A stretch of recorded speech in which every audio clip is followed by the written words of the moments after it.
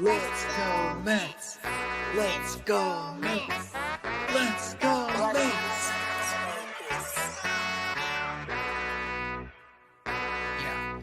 Yeah.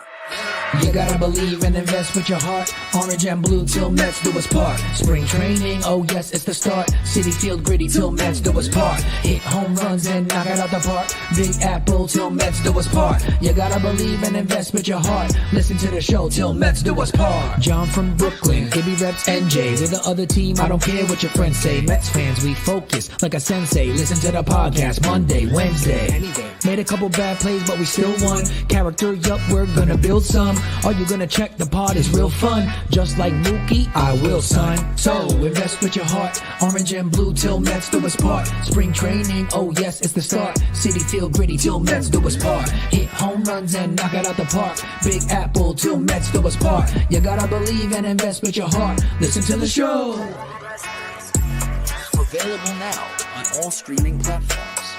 If you love the New York Mets, check out Till Mets Do Us Part. Enough rapping.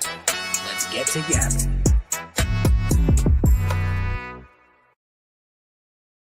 Yo, what's going on, everybody? Welcome into another episode of Till Mets Do Us Part, where we are live on YouTube. We are live on Twitter and X, like we are each and every single week at 5:30 Eastern or thereabouts. A little bit late today, started at about 5:58. I guess really, once the intro's over, it's more like 5:40, but we have plenty of stuff to talk about. John Saponaro out in Los Angeles, California, where it is sunny. It is warm. It is 75 degrees. You're like, well, if it's 75 degrees, why are you wearing a beanie?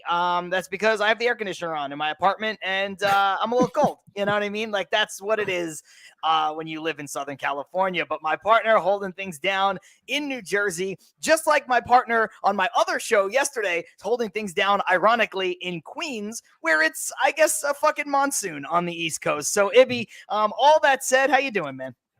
Flood warnings, John. The weather is very much on the same path and very similar to what our Mets have been doing the first four games. We'll get into all of that. But for me, it's a little up and down based off of how I feel in general. The weather does that as well. But, when it comes to the team, other things as well, social media, I'm also in the midst of I am on spring break right now. So I'm in the midst of trying to utilize my spare time to potty train my oldest daughter.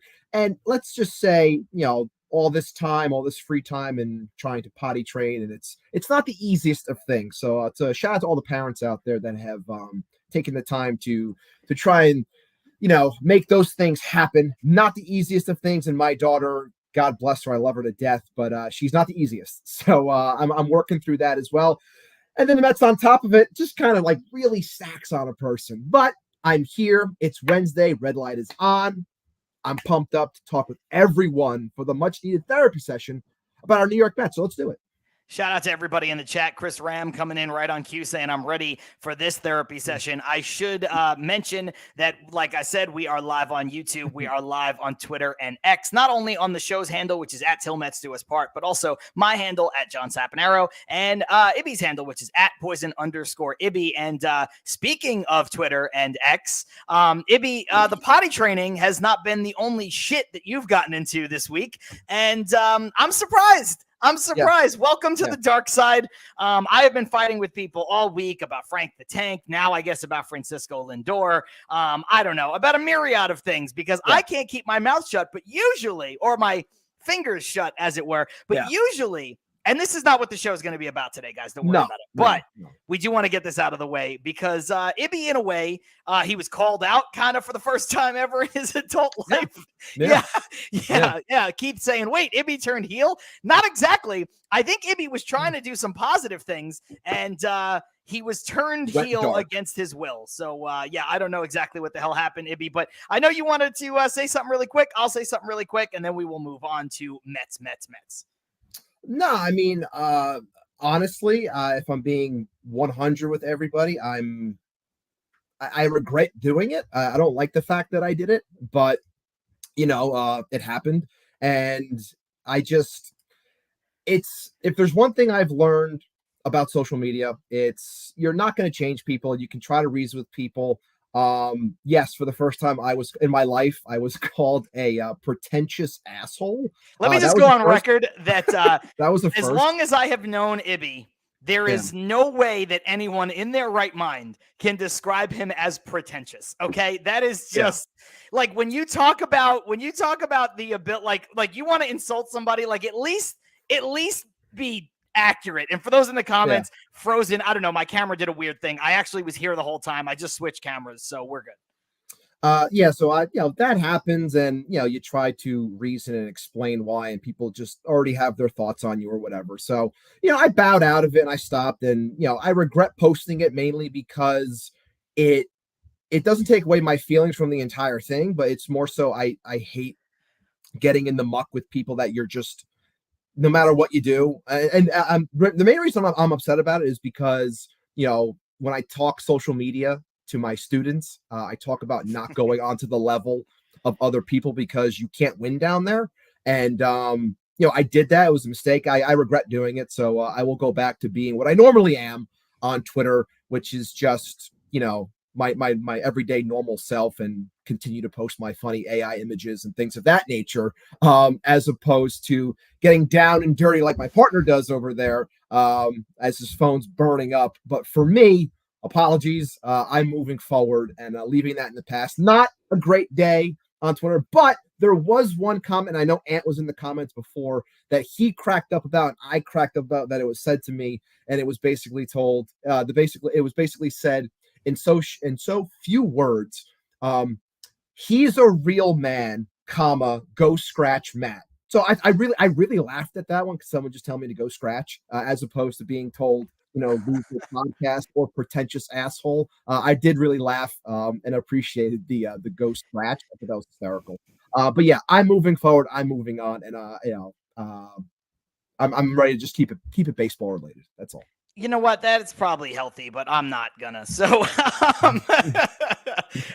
Rosie's saying Twitter is a hateful cesspool. Ignore the hate. Ibby does a better job at it. I'm not. I'm gonna every once in a while jump down into the muck just because why not?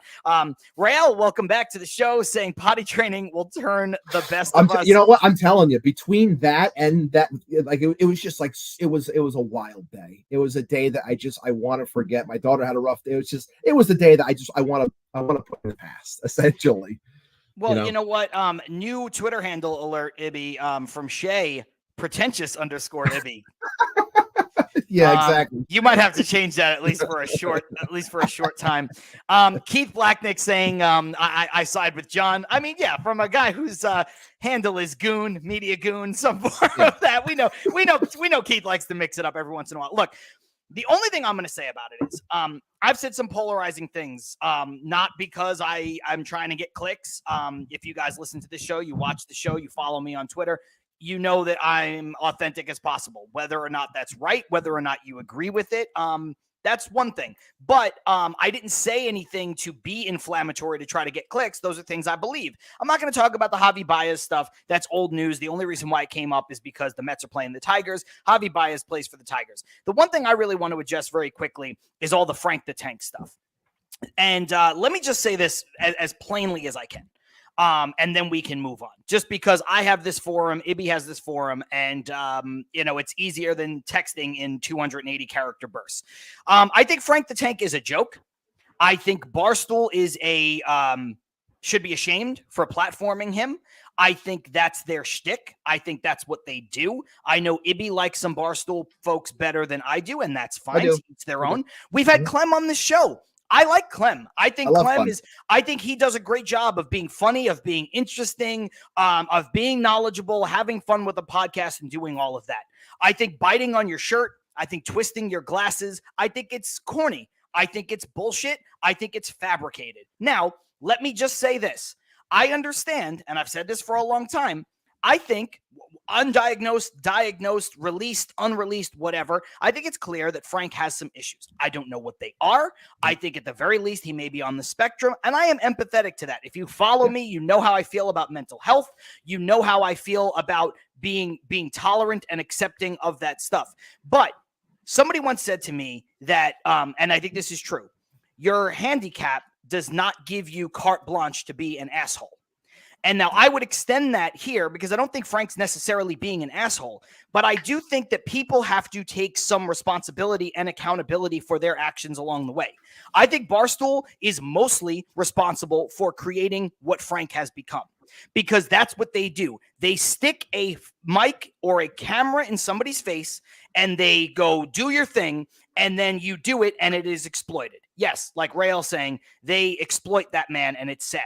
However, he is there willingly. He has a job. He is not there with a weapon to his head. He is not there under false pretenses. He has a job. He gets perks. The perks, he gets paid. He gets to go to games. I know he still buys tickets to games and goes on his own, but like, you know, Barstool's a major entity now. They're basically a news network, essentially. So he gets to go and he gets the perks of being famous. He gets the perks of having a platform.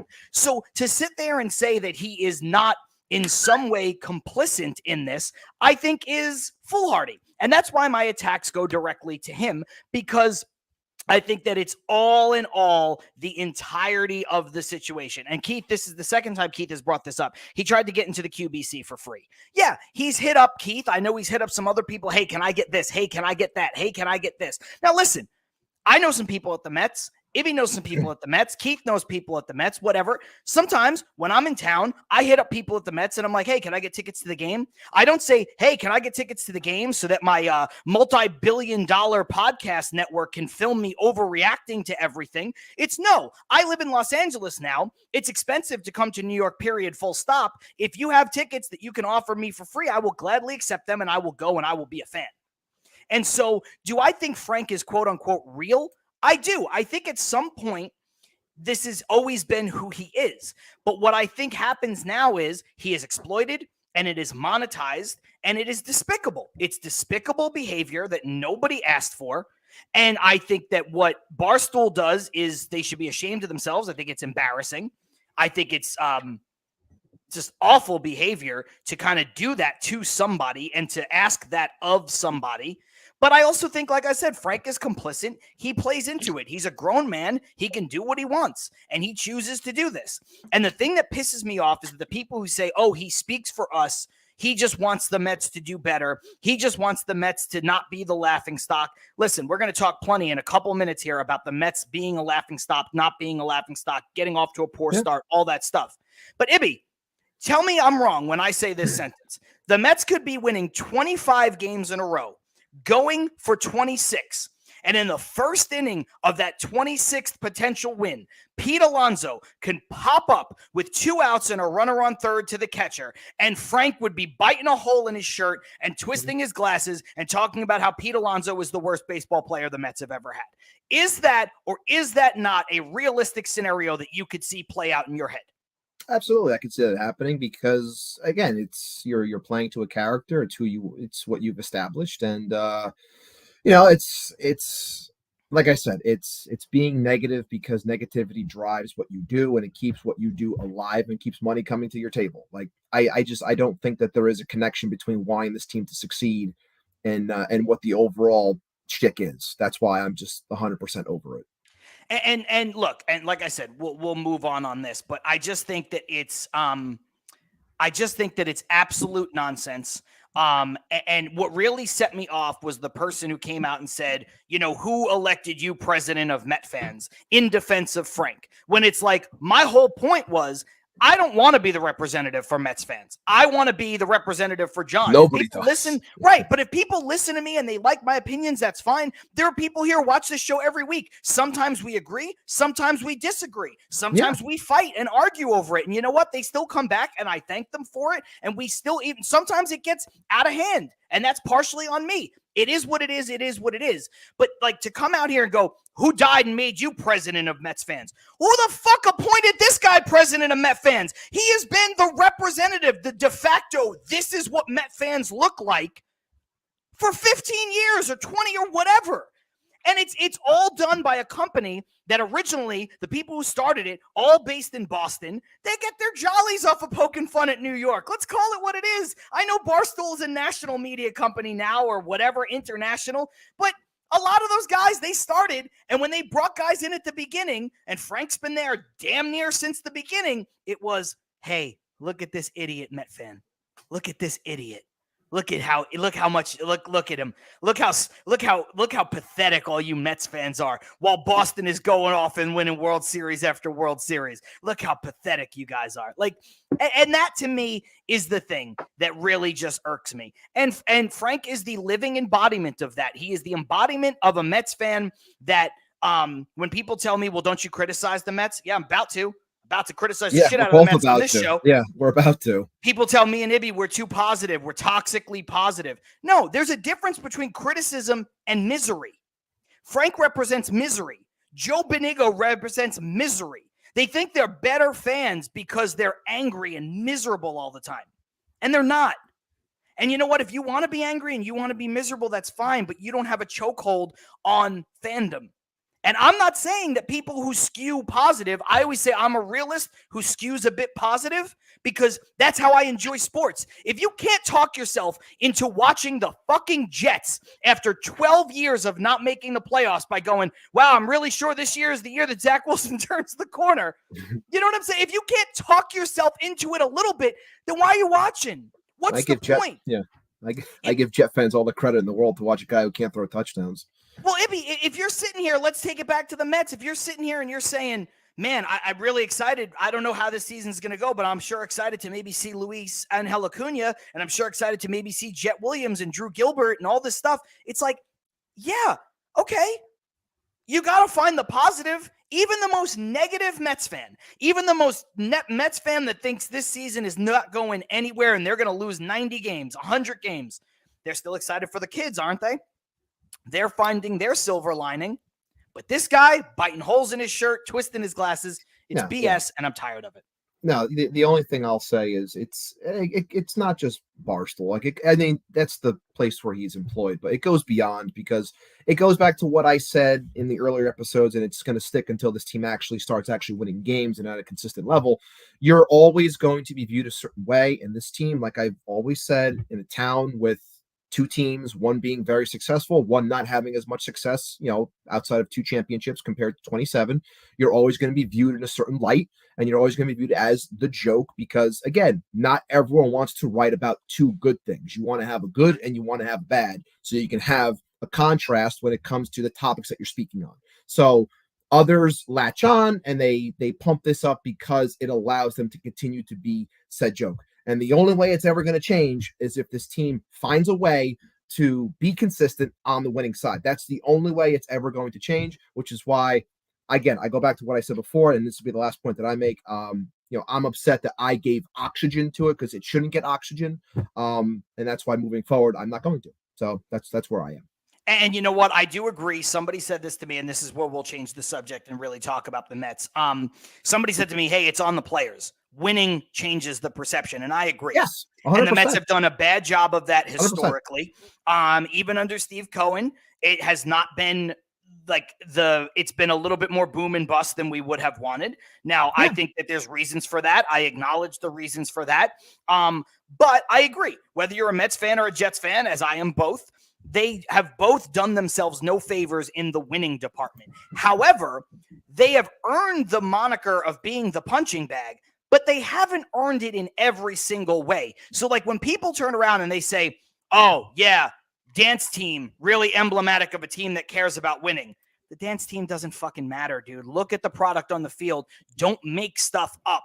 Now, if we were still owned by the Wilpons and the dance team was our big offseason acquisition, then I could see you really taking them to task. But when you watch what they have been building out, if you watch what they have been doing, if you look at the organizational philosophy, I understand none of it matters unless you win. And to this point in the season, they have not done that. They have literally not won. But don't critique the fucking dance team. Those are some, I bet you all of those people work their goddamn asses off to go get that job. You know what I mean? And like, whether you like it or not, just turn away. Somebody said they were at the game the other day and the dance team came out 3 or 4 times, like 2 times or 3 times during commercial breaks. And once during the 7th inning stretch. Like, that's too much for you? Fuck off. Like, that shit is ridiculous. So on that note, let's jump into the comments really quick and change the subject on that. Rosie saying, I like Ibby's hat.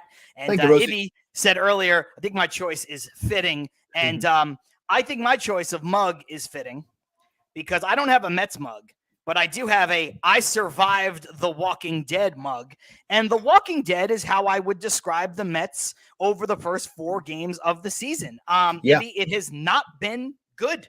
It has been no, it very, is very bad. There are a few lifeless. bright spots. I'm going to bring up Mr. Nobody. He said this in a different context, but it's true. How can you watch Francisco Alvarez and not be positive? I agree with that sentiment. Francisco Alvarez has been a shining star in a sea of shit. And he has been kind of the only one. Edwin Diaz has been Edwin Diaz. That's been fantastic. Sean Manaea looks like the Sean Manaea who figured it out last year and went to driveline and added 2 miles per hour to his velocity. He looks fantastic. He looked great, yeah. Not much else. And that's about it. Yep. Yeah. So things have not been good over in Metsland. No, it's I've been saying this to our fellow content creators when we talk, and I just feel that, and I had a great conversation. Also, shout out to the guys. I did go to the game on Saturday. I saw Severino. Obviously, it wasn't that great, but it was awesome to see the guys over at Shea and Sons, Key and Keith. Obviously, meeting up with Ann again from Subway to Shea, and CP over at CPNY Sports. It was great meeting those guys and hanging out for a little bit and talking some baseball and throwing in some jokes as well. But, when I was having a conversation with Ant, and, the biggest thing for me so far in these first 4 games, and we both echoed the same sentiment, specifically when it came to like the Hoskins stuff, and that's old news. But the main point that I'm getting to is it's the feel. Okay. These again, and I'm not, stay true, mainly because it's 4 games. I'm not jumping off of a cliff.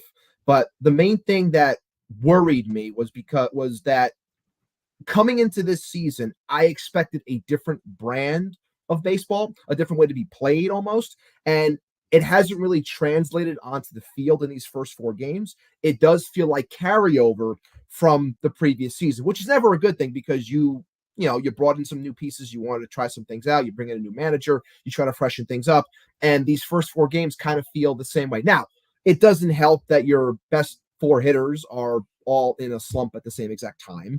And, there's only so much that Alvarez can do. And then you're putting more pressure and saying, well, what's Marte going to do? So he's got a bigger scope on him when he shouldn't really have any scope on him because. Oh, shout out to Marte, by the way. He's been another player who's been good. Right. But, just looking at it as a whole, it's not, and I'll get more into it a little bit later when it comes to like expectations and things like that. But it feels like carryover from last year, which is never a good thing. And honestly, I'm looking at this and saying, I was talking with Keith earlier from Shea and Sons, and I was saying that this team is rained out again tonight. Doubleheader tomorrow. If they come out of 2 days off to just recalibrate and say that was shit, let's get back on track. If they come out off of 2 days and they are still extremely flat, and this feeling and this overall like in between nature that a lot of people feel when they're watching this team, if that doesn't go away, and if they come out extremely flat after these 2 days off, then I'm going to start really raising some questions and saying, okay, maybe this isn't what I thought it was going to be, potentially. And then maybe you start thinking about some other things, maybe after, let's say 15, 20 games. But I hope to see a better brand of baseball overall over the next, handful of games in comparison to what we've seen to this point, which isn't, again, it's not going to take much because we haven't seen much. Yeah, look, I agree with you. And there's a lot you can talk about with regards to what's gone on. Yeah, I mean, Carlos Ortiz saying something similar to what you said. It's carryover from the end of 2023. Look, I just put out a tweet 10, 15, 20 minutes, whatever, before we went live, kind of defending Francisco Lindor in the face of some things that were said on WFAN, right? And I think both can be true. Lindor's a notoriously slow starter.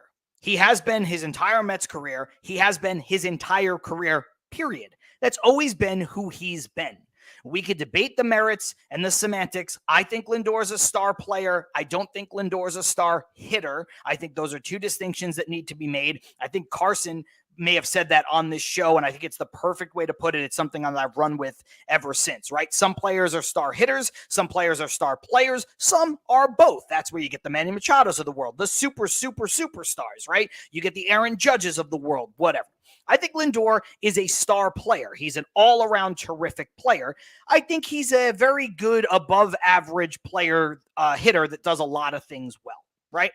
But when you look at the scope of him being a slow starter versus the Mets not being able to afford a slow start from him.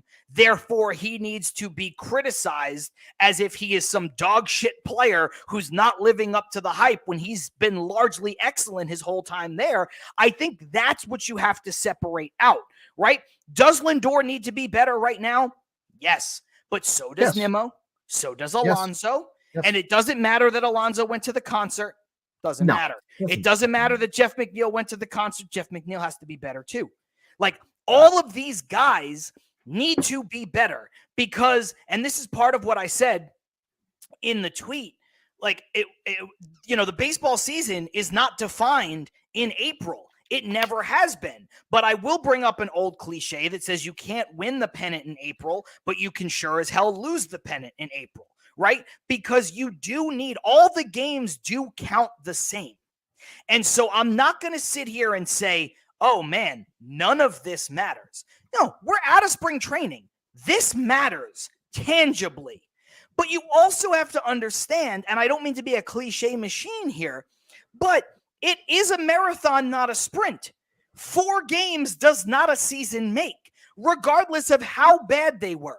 Ibby, in 2005, the Mets lost their first 5 games with a rookie manager who came over as the Yankees bench coach, Willie Randolph. Now, I understand that team didn't make the playoffs. That team finished stronger than they started. And the next year, they were the best team in baseball, right? Some key additions, some tweaks, best team in baseball. Do you remember under Mickey Callaway when the team started 11-1 and then missed the playoffs? Yes, I do. I remember that too. Yeah. And then everybody wants to talk about how that's the biggest bag fumble in the history of the sport. That's the worst. How could you do that? That team wasn't that good. That's the difference. No, that team got hot for 10 games. That's what happened. And then after that, they played the way you would have expected that team to play, which was way under 500. And that's how you lose it. So I just want to be clear when I say this, that there are plenty of warning signs. There are plenty of bad things to look at right now, but there is still 158 games left. So I'm not sitting here going, Ibby, it's early. Guys in the chat, ladies in the chat, people who watch, people who listen, it's early. There's no cause for concern. Because Ibby, if the Mets were losing these games, 3-2, 1-0 on a walk-off home. Well, they wouldn't have a walk-off home run, but you know what I mean. 1-0 on a late home run, just really playing crisp baseball. I would say, man, those 4 losses, pretty tough luck. Now, the Mets have hit into some tough luck by some metrics, like the 4th highest exit velocity and the 3rd lowest batting average of balls in play, something like that. Which does, guys. That's what you do. Yeah. Which does equate to some bad luck there. Sure. But you expect it to even out. Yeah. You do expect that to even out, but at the same time, they have played some ugly baseball and they need to be better. So there's accountability and there's luck, and it's all attached. It's all part of it. And you can't sit here and go, they're going to lose 100 games, but you also can't sit here and say they're going to rebound and they're going to win 100 games because it's only 4 games. That's what I'm trying to say. I'm just trying to say, I guess, preach temperance at this point. Yeah, again, I've been saying for the longest time, patience over panic, but it's never going to, hit with a lot of people, and that's fine. Everyone has their own ways of going about watching this team. Clearly, as we've seen over the last handful of days and over the last handful, really the entire lifetime of our fandom. But the reason why it's so ugly is because when a plan is explained to you about what you're trying to do, it's very clear that you're working within some fine margins to attain those goals that you have. And for this team, it was a lofty goal to think playoffs because, when your owner and your new president of baseball ops say playoffs is on the mind, we think we can do it. We think we have the type of team. You have to stay within those margins and succeed in order to reach your 90th percentile, to reach that high point, to get where you want to go. Otherwise, if you don't, and as you can see after these first 4 games, when you're built, or you say you're built on timely hitting and jumping the scoreboard with your best hitters and doing enough pitching and getting to your bullpen, which you are confident in, and playing strong defense, when those things don't happen, And, you're going to end up going 0-4 because you're not working within those fine margins. Like, you're failing where you need to succeed in order to get to the point that you said that you think you can. So I understand in that from that point where people are saying it's, oh, I was sold a bill of goods. Yes, they're failing 100% in the areas where they're supposed to succeed. When you tell me you bring in Joey Wendell and Zach Short because they're defensive minded, and then they're the one booting balls and making errors and, leading to runs or what have you, like, that goes against the entire, story that you were told. And that's why you feel lied to. So, you have to, and again, this comes back to, it's on the players. They have to do their job and succeed within said margins, because if you don't, this is why you're going to end up watching, some ugly baseball, which we have for these first 4 games. You just hope, like I just said before, that these 2 games off, they act as all right, it happened. We got our clock cleaned a little bit. Let's cut the shit. Let's loosen up and let's go. You hope that that's what happens. And, obviously, like I said, the rained out tonight, we're not going to be able to see it today, but, over the next, we got 2 tomorrow. We'll see what happens. I think this is a really good point from Mr. Nobody that very succinctly sums up what you and I have been saying for the last 5, 6, 7 minutes. The start really doesn't mean anything, but it's a bad look. And I think the bad look is exacerbated by the fact that they're not playing yesterday or today. And now we get to sit there and we get to dwell on this 0-4 start. We know how hard it is to sweep a doubleheader regardless of the competition. And the Tigers certainly a team on the come up for sure. Obviously, their record has been very good to start the season. But I think they do a lot of things really well. So, I think that's a great point from Mr. Nobody. Let's jump back into the comments here. Talk about a couple things, man. There's so much stuff coming in all over the place. Let's go to Shea first. He's going to be out of order, but there's been multiple ways of saying this. I just don't see a killer attitude and have it translate onto the field. Alvarez seems to be the closest thing we have to that. I think that's a fair point. I think this is not, again, a Javier Baez conversation, but I think that's part of the reason why I've always liked Javier Baez. I think when the Mets had Baez, they had a little bit of an edge. When the Mets had Syndergaard, they had a little bit of an edge, putting a guy on his ass in the World Series. When the Mets had Matt Harvey, they had a little bit of an edge. DeGrom, different kind of player, certainly different kind of pitcher, but he was so good that he had an aura. DeGrom didn't need to be Syndergaard. He didn't on the mound. That's all. DeGrom didn't need to be the Dark Knight. DeGrom didn't need to be Thor. DeGrom was so good. It was like, you look at the lineup card that day and you're like, oh, fuck, it's DeGrom. We're fucked. We're just fucked. He's so good, it's impossible. But, look, and I know people have mixed opinions on Marcus Stroman. Even I have mixed opinions on Marcus Stroman. But, Ibby, there are things that Marcus Stroman brought to this team that I think this team has lacked since. You can't be all nice guys. No, you can't. You can't. And you can't be – you can't also all be the kind of guy like Jeff McNeil is, which is not necessarily the nice guy, but a lot of it, this stuff with Rhys Hoskins notwithstanding, and you go back and you see that he's been taken out by him like 5 times, but then you also see the fact that, McNeil has slid late and done some hard-nosed stuff. What I mean by McNeil is that, Ibby, most of the time McNeil is all this inner-focused anger, right? McNeil is slamming his helmet down and he's doing stuff, but that shit doesn't translate to other guys wanting to go out there and taking up arms and man, we're not laying down. We're going to go out there. We're going to be tough. And so I don't know. I think there is something to be said about this team being too, I don't want to use the word soft, but I think they're too nice. I think they're too business as usual. And I think Ibby's Wi-Fi is frozen because he's gone. He's staring off into the middle distance. So I'll bring this up from Douglas Barnes, who says, why is it a team philosophy to be nice to the other team and then get pissed when that other team tries to win? Can the Mets not be Mr. Nice Team?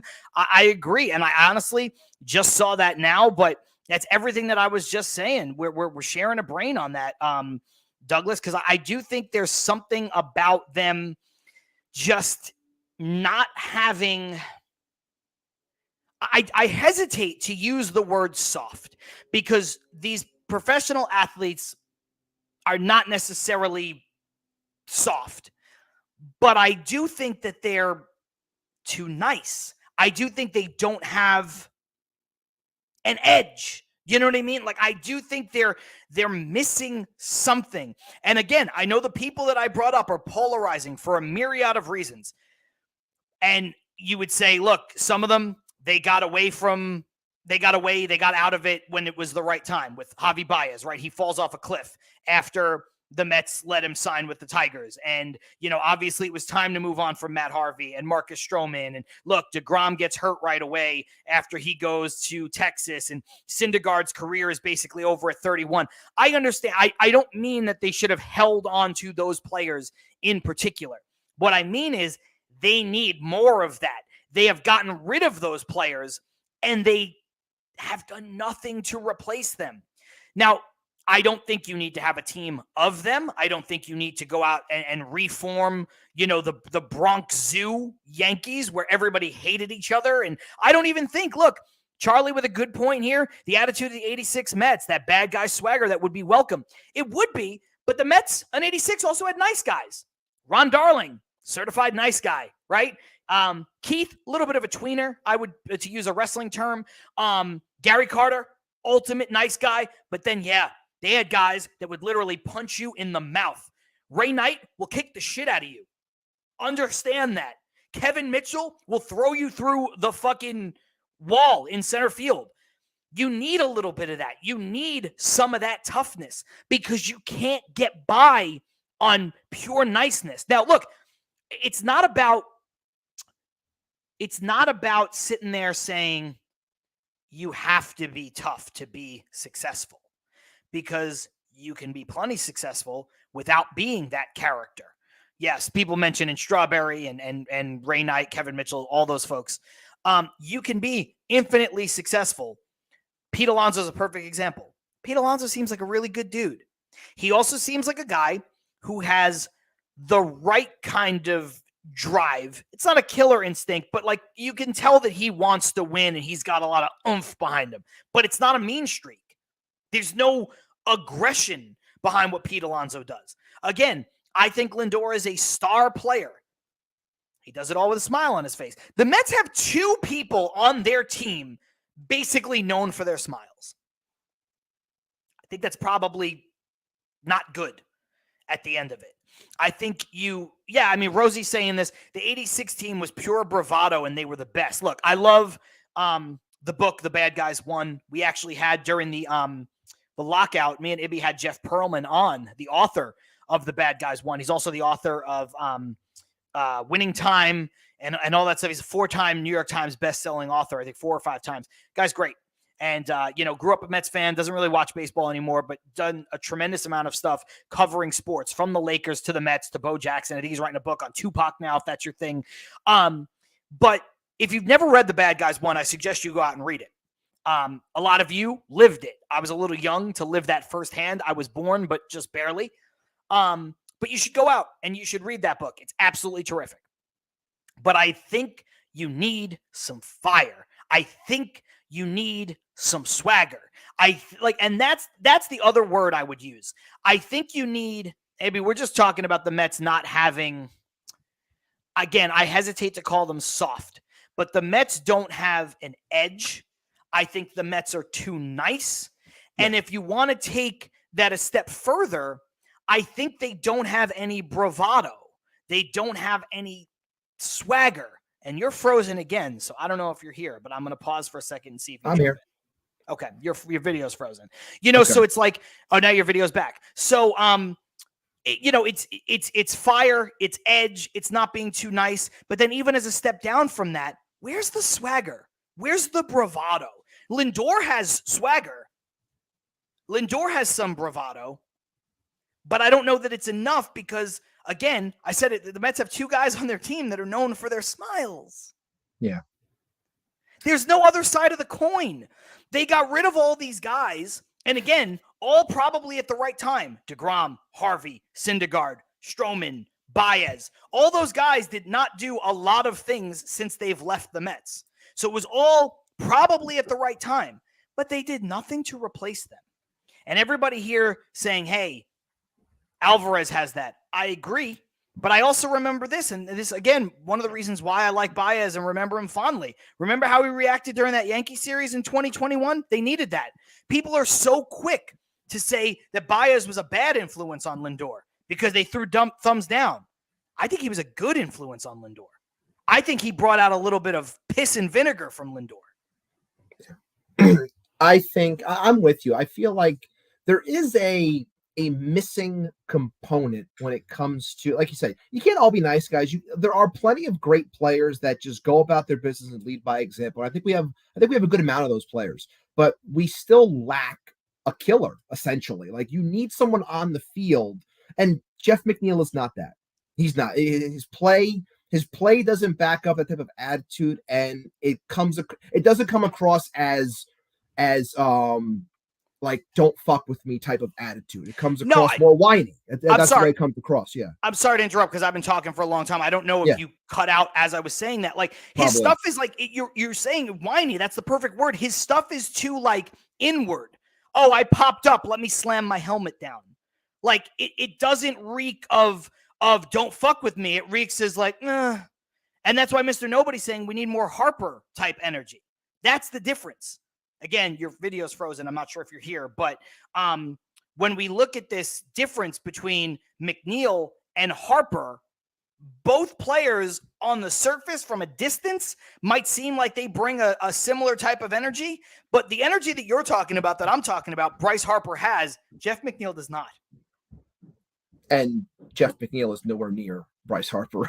Right. Obviously. No, I know. Like, of course not. Ability of the player out of the conversation. Right. Just when you watch from a distance, you're like, yeah, similar type energy, but it's not. Yeah. It's very, very different. I think the bigger question then becomes, who is that player? What type of player becomes that? Is there someone you can go get? What have you? That's all about team building and figuring out what you have in the building moving forward, which is what this season is going to be. And I know people don't want to hear it, which is why I've been very lax in comparison to others, is because I always say that when somebody new comes in, your job is to see what you have. Okay. I often think of, like, when I can compare it to my job. Okay. When I have a principal, right, they do their job, how they carry the building. Okay. They leave for another job. They bring in a new principal. Usually when that new person comes in, they don't change that much. They do a little bit of stuff here and there, but they want to just oversee everything before they really put their hands in and change the things that they want to change, then build from there. I feel like that's what happens when you bring in new personnel. I feel that's what happens when you bring in someone like a Stearns, when he constantly keeps on saying, look, I want to see what we have. I want to see what's in the building. I want to see what there is and how I'm going to go about doing my job moving forward. I think he also has the blessing, if you will, of time, which not a lot of people have. And I know fans don't want to hear about taking your time. They want things now because they haven't won forever. But I think that the idea is, take your time, find what you need, find what works so we can become a consistent winner and no longer be a joke. I think but again, you need time to find those things. And I think that this season is going to turn into, eventually, okay, what players belong here? What players don't belong here? Because of the years that we gave said players, we can get rid of said player. We can bench said player. We can get rid of said player and bring up prospect and see what the prospect can do. Can prospect A, prospect B, prospect C do whatever in given spot in the rotation, at second base, in center field, whatever it may be? Do they fit? Okay, what do I have to do moving forward? Like, it's an entire thing, and I understand that people don't want to hear that. And believe me, I think that finding, to bring it back whole to the whole conversation, that finding someone that does fit in with the workman type player, the smiley type player, the energetic type player, and the killer attitude type player, like, all those things put together make something that you want overall to make a winner. I just think it's going to take some time to get there, because I don't think you have all the ingredients in-house. So you're going to have to eventually go to the store and get set ingredients to do what you want. But sometimes that takes time. You have to walk through the aisles and find what's proper. But I know people hate hearing that, and I know people don't like when I say that. But I still believe, because again, it's 4 games, and I know people want to say it's not 4 games, it's a carryover from last year. And I just said that before. I get that, but it's 4 games with David Stearns. And I think overall, the way he handled this offseason was always about, let me see what I can do with the players that I get to try and get some wins on the field, to keep people coming to the games, to have interest. But he also did it where said players don't have a lot of rope to begin with, because you did not sign players to long deals. You did not put players in a spot and say, you are going to be my star center fielder, Harrison Bader, for the next 5 years. You are going to be my star third baseman once Beatty fails, Zach Short. Like, that's not what's happening. You're bringing in guys to try to catch lightning in a bottle, essentially, see if you can play some games that matter. And when they don't, and if they don't provide, so we can say in the next 20 games, if it's not there, you can say, okay, we need to shake things up a bit. We're going to bring up Jet Williams. We're going to bring up Luis Angel Acuna. We're going to bring up Drew Gilbert. We're going to bring up Christian Scott. I think these things are possible, and that's going to be part of this entire process. I know people don't want to hear about the process, but I think that that is where the mindset is. And, that's kind of where I am as well. But to bring it all whole once again, yes, you have to have players of that ilk, because 26 nice guys are not going to cut it. And I don't know if you talked about it while I was out. Did you get to Douglas's comment about the sliding and all that stuff? No, I'm going to save that for the second half. I didn't want to talk about that without you. What I do want to do, speaking of second half, before we go into the break, we're about halfway there right now, a little bit over. I do want to just talk. I want to pull up some of these comments. Again, out of sync. We do have some starred from way earlier in the show, including that one from Douglas, including some others from Rael and from Brooklyn Junie. So stay here. We're going to get to those. Just the most timely ones right now, based on what we're talking about, I do want to hit. Carlos Ortiz saying, does JD Martinez give them swagger when he comes up? I think a different kind of swagger, Ibby. I don't know that. Yeah, I think he gives them confidence. I think he's a professional hitter. I mean, JD Martinez, for his career, has been one of those guys that hits 30 home runs and hits over 300. Like, that's his MO. Now, I know he's a little bit diminished from that now as he gets older, but that's his thing. He's a power bat with a average mentality, a batting average mentality that knocks in a lot of runs. So I think he's going to give them a confidence boost. I don't know enough about him as a player to know if he's a fiery rah-rah guy. Chris Ram saying, to your point real quick, I just want to say real quick, I remember Casey Stern brought this up when talking about Pete in comparison to other players. JD Martinez is not a power hitter. JD Martinez is a complete hitter. Just like when he was comparing the likes of Pete to, Pete Alonso is a power hitter, but Miguel Cabrera is a complete hitter. Like, there's a difference between the two. He's a complete hitter that hits for power. He's not just a power hitter. JD Martinez isn't just a power hitter. He is a overall complete hitter. Now, is he going to come in here and hit 35 home runs? I'm not saying that. The guy might. We're lucky if the guy plays 110 games with his back. That's what you're looking at. He could play 110. I think he played 110 last year. He hit out of his mind. And when the guys go to the Dodgers, that's what tends to happen. What I fear when it comes to JD, I know this is kind of taking it off balance a little, but what I fear when it comes to JD, again, is what a lot of Mets fans do when it comes to prospects, is just throwing on the savior cape and thinking that it's going to be the end all be all and fix everything. Other things have to happen still for this team to be consistent. JD is a big part of that, and hopefully he can provide, but he's not the end all be all. I agree with that. Speaking of not looking for saviors, not being the end all be all, this is a two-parter, one from Chris, one from Shay, and I think they both make good points. Talking about edge, he says maybe Drew Gilbert can be that as well, but that's a lot of ifs with prospects. But sure. I think that's good. I think it's a good point, a good two-part point from Chris. And it also kind of talks about what you're talking about here with the injection of youth. And that's when I'll kind of segue into Shay's comment, which is I think Gilbert and Acuna, and I would say et cetera, help change the culture with young people having fun and energy. Not sure if others on the roster bring that until then. So I think those are a couple of astute observations, because Ibby, I think when you look at it, it's a lot to ask of a prospect like Acuna or Gilbert to come in and change the culture. You're a kid, but prospects, highly touted prospects with ability, usually come in and play fast and loose. And so they inject a different kind of energy into 100%, a team. 100%. Now, you don't have to be a killer. That's the other thing. Like, you don't need the edge, that fire that I'm talking about necessarily. I just think you need more different kinds of personalities in the clubhouse. And so I think when you call up a kid, yeah, if Drew Gilbert has an edge and people say he's like Lenny Dykstra, fuck Lenny Dykstra, but as the player in 86, that, prototypical, that archetypal player, well, that's great.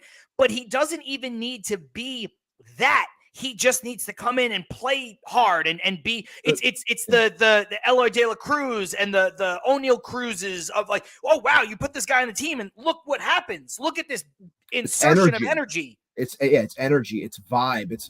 I've seen bits and pieces of Drew Gilbert. I was able to see him when he came here to face Somerset last year. I watched him hit a home run.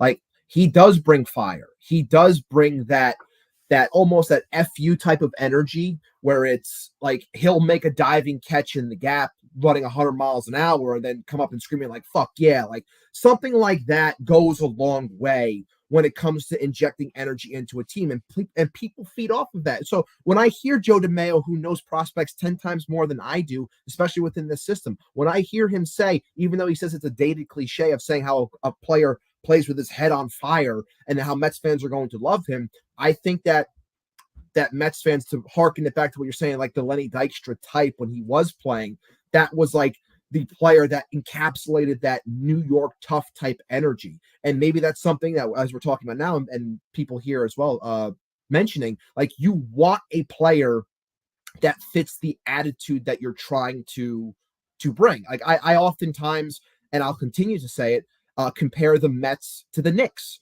and how the Knicks took forever, and now you're seeing the Knicks, play great basketball and found the right players and found the right person to pull all the, push all the right buttons in terms of attaining draft picks and getting the right players and a certain type of player that was going to fit to what they were trying to build. It took time.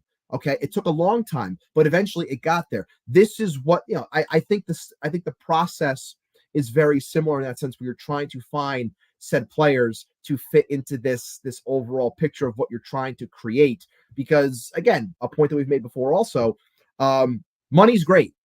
Money hasn't always worked for us. We've signed great players and they took the money, and other players said, no, thanks, I'm going to take the money elsewhere instead. It's a great thing to have. You need to build from within and create that environment before you can actually, entice someone to want to come in, which is why you have to play strong baseball this year to show growth, like that 05 team. Correct. You have to show growth going into the next, so then you can entice other players, maybe that X factor type of player that you want to add to the mix, while also bringing up a Drew Gilbert and an Acuna, so they bring that youthful fire, and then you're able to really put it all together into a pot, and then all of a sudden now you explode and then you're ready to go. But again, time. I'm going to hit on a couple of these comments really quick, and then we'll head into the break. Ellen K from Twitter saying Scherzer was something of a killer. Another good example. I left him out, probably an accidental omission. 2022, when Scherzer was Scherzer, absolute mauler, absolute killer. But then you get to 2023, part of being that killer instinct is that you have to live up to it, right? Other kinds of leaders can lead by example, like other kinds of leaders, quiet leaders. You don't necessarily need to be the star player. But if you're a killer, you better go out there and get it. You know what I'm saying? And it was hard for Max to be taken seriously, even though he had a great career, because he was pitching 2 2/3 innings. It's kind of hard to be like, oh, that's Mad Max. It's like, yeah, I'm pretty fucking mad at Max right now. So it's a good point, but you do have to separate the two. I agree with Charlie here. I think that guy might ultimately be Alvarez down the road, and I don't think that road is too far away. And this is just a good one from Christine G saying, just joined in a couple minutes ago. Welcome, Christine.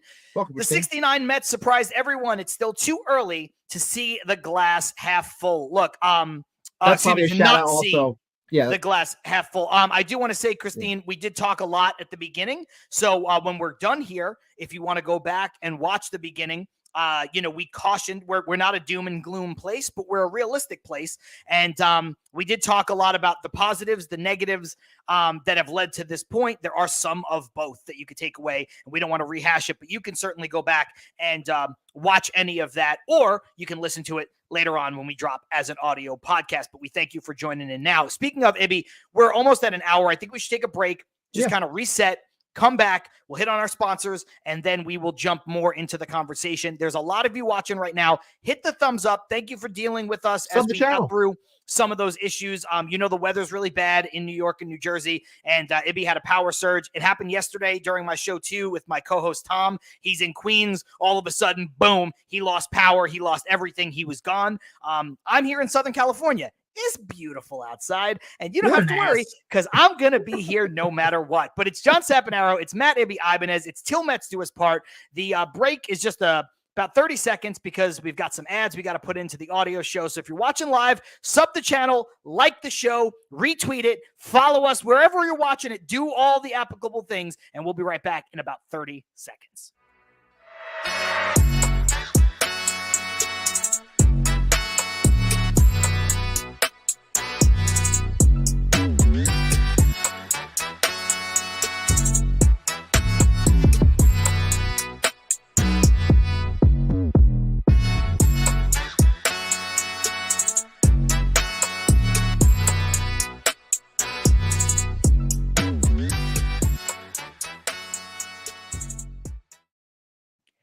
Yo, welcome back, everybody. This is Til Mets Do Us part. John Saponaro, Matt Ibanez, live on YouTube, live on Twitter, on the @Til Mets Do Us part handle, at the John Saponaro handle, which is me, at the Poison_Ibby handle, which is Ibby, of course. That'd be weird if they were reversed. You can find us anywhere, but we are coming to you live, all courtesy of the Brella Sports Network. Shout out to John Manconi. Trying to get John on the show, by the way, to talk about some stuff as we kind of he's just doing a lot of stuff, teaching the youth of Long Island how to play baseball. Realistically, what's that guy know about baseball? Minor league bum. What's that guy know? Listen, the Mets signed Julio Teheran, and I said, "Wow, John Manconi really missed an opportunity here." But shout out to him. We are doing our thing on the Brella Sports Network. If you're watching live, your questions, your comments, your concerns, all that fun stuff all come in real time. It's the best way to interact with the show, but we understand that not everybody has the time to do that all the time. We go live for about an hour and a half, and that is a lot of time to commit. But if you're like some people, like Christine, who joined us late, it's all good because when we're done here, you can go to our YouTube channel, which is called Til Mets Do Us part, and you can watch anything that you missed. If you have to leave early, you can bookmark it. If you subscribe to the channel, you could jump back in and you could say, "Oh, I want to catch up from where I left off." If you can't do any of that, about an hour or so once we're done here, you can go ahead and head on over to Apple, Spotify, Amazon, Google, all of those places that you know and love, and more. And you can listen to us as an audio podcast. And like I said, all of that comes courtesy of the Brella Sports Network. The only difference on the audio show is that we've got a couple ads in the middle. And you can't see our smiling faces. So, that's, if you're into that, whatever, do what you will. Ibby, let's talk really quick about independent safes. Independent Safes. Okay, independentsafes.com. Shout out to them as always for representing with us. Independent Safes are protecting homes and businesses with secure residential and commercial safes. Fireproof peace of mind in every corner. Visit independentsafes.com today for security that stands strong. And again, you want to buy a bigger safe and hide yourself in it while you're watching this Mets team? Be my guest. Do what you got to do. But head on over to independentsafes.com. They got everything you need. Drop boxes, big safe, small safe, something that you want personal, something for a business, whatever it may be. They have it all. Check them out. Hit the link that I'll put in the description below.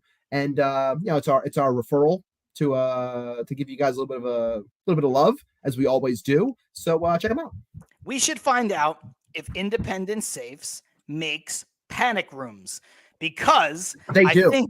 Do they really? They do. Yes, they do. Look, he told me, he's like, my one friend who's a part of it. He said, "Look, they're extremely expensive, but we do dabble if someone is interested. But they do have panic rooms. They do."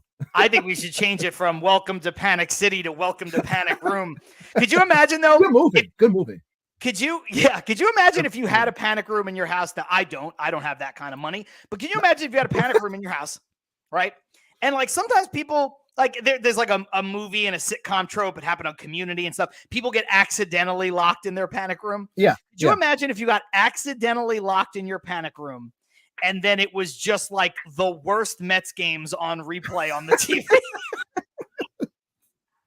So you're watching 06's finish, you're watching the Luis Castillo pop up, you're watching 07 and 08, you're watching Glavine out there. Glavine getting fucking bombed, Chris Bassett and fucking everybody getting bombed against the Braves a couple of years ago. You're watching Dudas throw like on replay nonstop. Oh my God. Could you imagine that? That's a fucking panic room. Make a movie about that. That's a horror movie. Forget psychological thriller. That shit is terrifying. Oh my God. We should talk really quickly also about Manscaped. Because we're still partnered up with Manscaped. And for you or for the man in your life, you can use the promo code TMDUP. That's Til Mets Do Us Part at manscaped.com. And you'll get 20% off and free shipping site-wide for all of your male grooming needs. And it's not just manscaping your nether regions, although that's a big part of it. If you want to do that, that's terrific. But you can also trim your nose hairs with some of their products, and they are terrific. And if you're over a certain age, you should be trimming your fucking nose hairs. Also, you should be trimming your ear hair. They have facial trimmers as well. Keep you looking crispy. If you want to shave your head, you can do that. If you want to shave your arms or buzz your chest, you can do that. And they also have those incredible performance underwear that are great when you're at the gym, working out, whatever you might be doing, playing softball, playing tennis, playing pickleball, doesn't matter. They're breathable. They're comfortable. I wear them when I play softball. So you might not think Manscaped is for you. I just say, check them out, look at the website, and then really be sure, because there's a lot of stuff there that maybe your mind doesn't even go to immediately. They've got all kinds of great aftershave and shave bombs and lotions and things like that. So check them out. They smell great. They look great. Feel great. You'll feel great. And why not do it with 20% off and free shipping, courtesy of us? TMDUP is the code. Okay, back into the comments here, and there are a lot of them. But I do want to bring this up. This is so nice from Christine saying, absolutely listen from the top later. I wish you guys were on more than once a week. And Patty saying to Christine, and then Mr. Nobody saying, this is the best show. And I appreciate so much, guys. Appreciate you guys for saying that. Ibby, I know you wanted to get into this topic, so let's hit on it. And there's some other stuff too I do want to talk about with regards to Joey Wendell and Zach Short and stuff. But I'm going to bring up these two comments side by side. These came in a while ago. One from Douglas. Douglas Barnes saying, can Stearns please give some of these guys permission to break up double plays? And then this from Brooklyn Junie earlier. Have you guys seen Talking Baseball report on the Mets not challenging the double play? So I know you wanted to talk about this conversation at large. So the floor is yours, sir. Yeah, I mean, look, I know it's old and dated news, and I'll let John run point when it comes to the Hoskins situation at large. But, when it comes to, I think it was Talking Baseball, or whether it was John Boy, talking or showing video about how the Mets in general, he believes that they don't think that you're allowed to break up double plays. And then he went to the tape and he watched a bunch of guys, when it came to plays at second base, never slide into second base. It was always tailoring off or veering off or sliding. So it's just like, okay, you can make the play. Look, I know Mets fans are very angry, and Mets fans hold grudges. And I understand hating Chase Utley. I get it. That memory is ingrained in my head from that slide on Tejada. I get hating him. I get hating dirty baseball. I played baseball my entire life. I can tell you when I see a dirty player or a dirty antic within a game. I just think that, a hard slide is something that I think is fine. Okay. There are differences between a hard slide and a dirty slide. I thought, and John can follow up however he wants, I thought Hoskins' slide was a hard slide. I didn't think it came across as egregious. It wasn't completely out of the baseline. Like, I thought it was fine. I think Jeff's placement on the bag could have been a part of it. And I think maybe the overall thought process on the Mets, when he's talking and the whole lip reading thing that John Boy did about, did you see what he fucking did? We have fucking tape on him. He's so dirty and this and that. And then you watch the tape of the Mets never sliding. Like, it's concerning, because it's like, no, like, you are allowed to go in hard at second base. I know that the rules, and maybe how the Mets feel the rules are against them at certain times, how they get dinged and they're the ones that are viewed as the bad guy, and others are let the slide, like the blocking of the bag, not blocking of the bag against the Brewers, that whole thing. But you have to be able to go in hard. Like you can. That's the game. So I don't understand why it is. I don't know if this is just, again, the whole nice guy routine that we've talked about, or if this is something that is being taught, or something that where it's like, hey, look, these are the rules. We're trying to stay within them because, we've been, screwed over, hand over fist when it comes to these things. So we're not going to, when you're going to second, like, going hard, but don't really go in hard. Like, I don't know what it is, but when you see the video of that, it's like, wow. Like when you really put it on display like that, it's like, is this an eternal issue?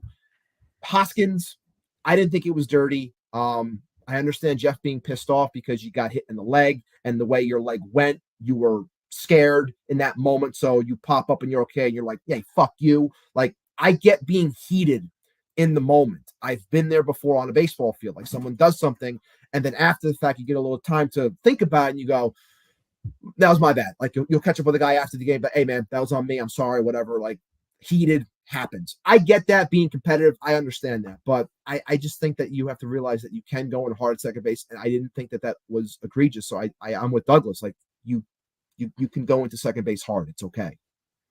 Yeah. Jump into the comments really quick.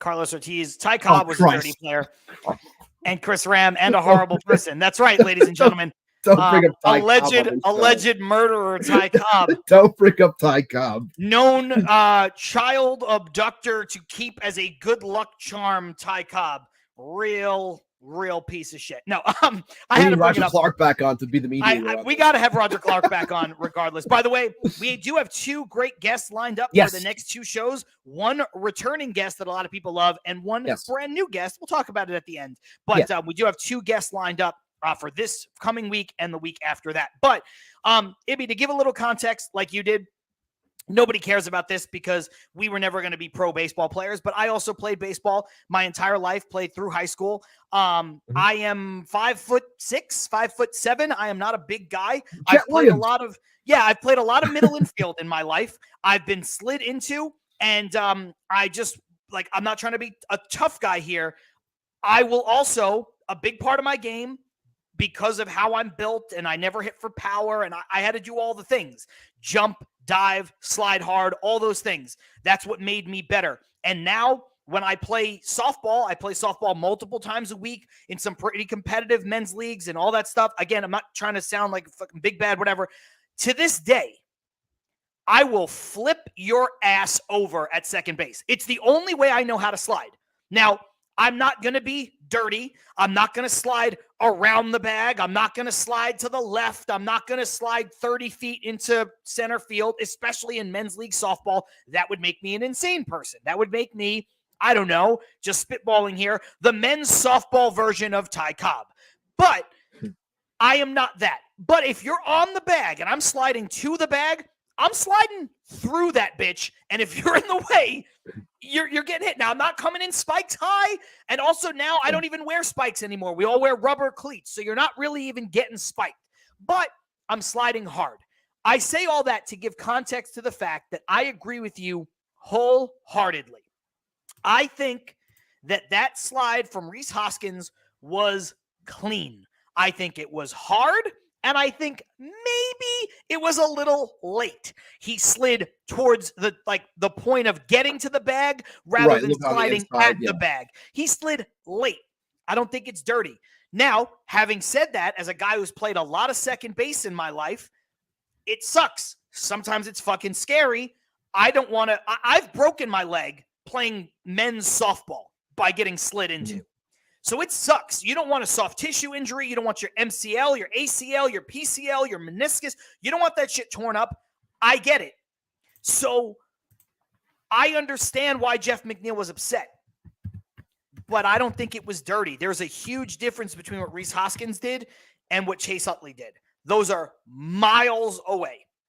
And I think the Mets need to learn, again, that you don't need to be all smiles and sunshine. Now, there is that school of thought, and I think Gary Cohen talked about this on one of the broadcasts, that's being taught now, where sometimes you don't go in sliding, you peel off to the side because if there's a runner on third and the ball gets away, or they have to go and try to tag you, now all of a sudden that runner from third maybe can score. There's a new school attitude there that goes against sliding hard into the base. And I think it's also because sometimes when you slide hard into the base, what do? You overslide. Then you can't get up. You're easy pickings to get tagged out. So I'm not saying I agree or disagree with that philosophy. I'm just saying I do understand it from a certain standpoint, but I don't think anything that was done by Rhys Hoskins was dirty. I think it was a good, hard-nosed slide, period, full stop.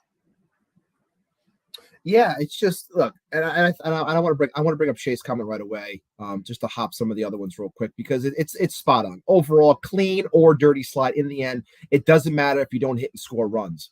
Simple as that. Okay, I know that was a better day for them. Granted, it started late when it comes to the hitting and the scoring runs, and it was limited part of the offense. But if you don't score runs, guys, it doesn't matter. It really doesn't matter at all. And there was one more I wanted to pull up, and it was this one here from Jose. With the 86 Mets, Hoskins would not have gotten with what he did, not got away with what he did, because players like Ray Knight, Kevin Mitchell, Strawberry, Dykstra, Backman, Keith Hines would have taken care of business.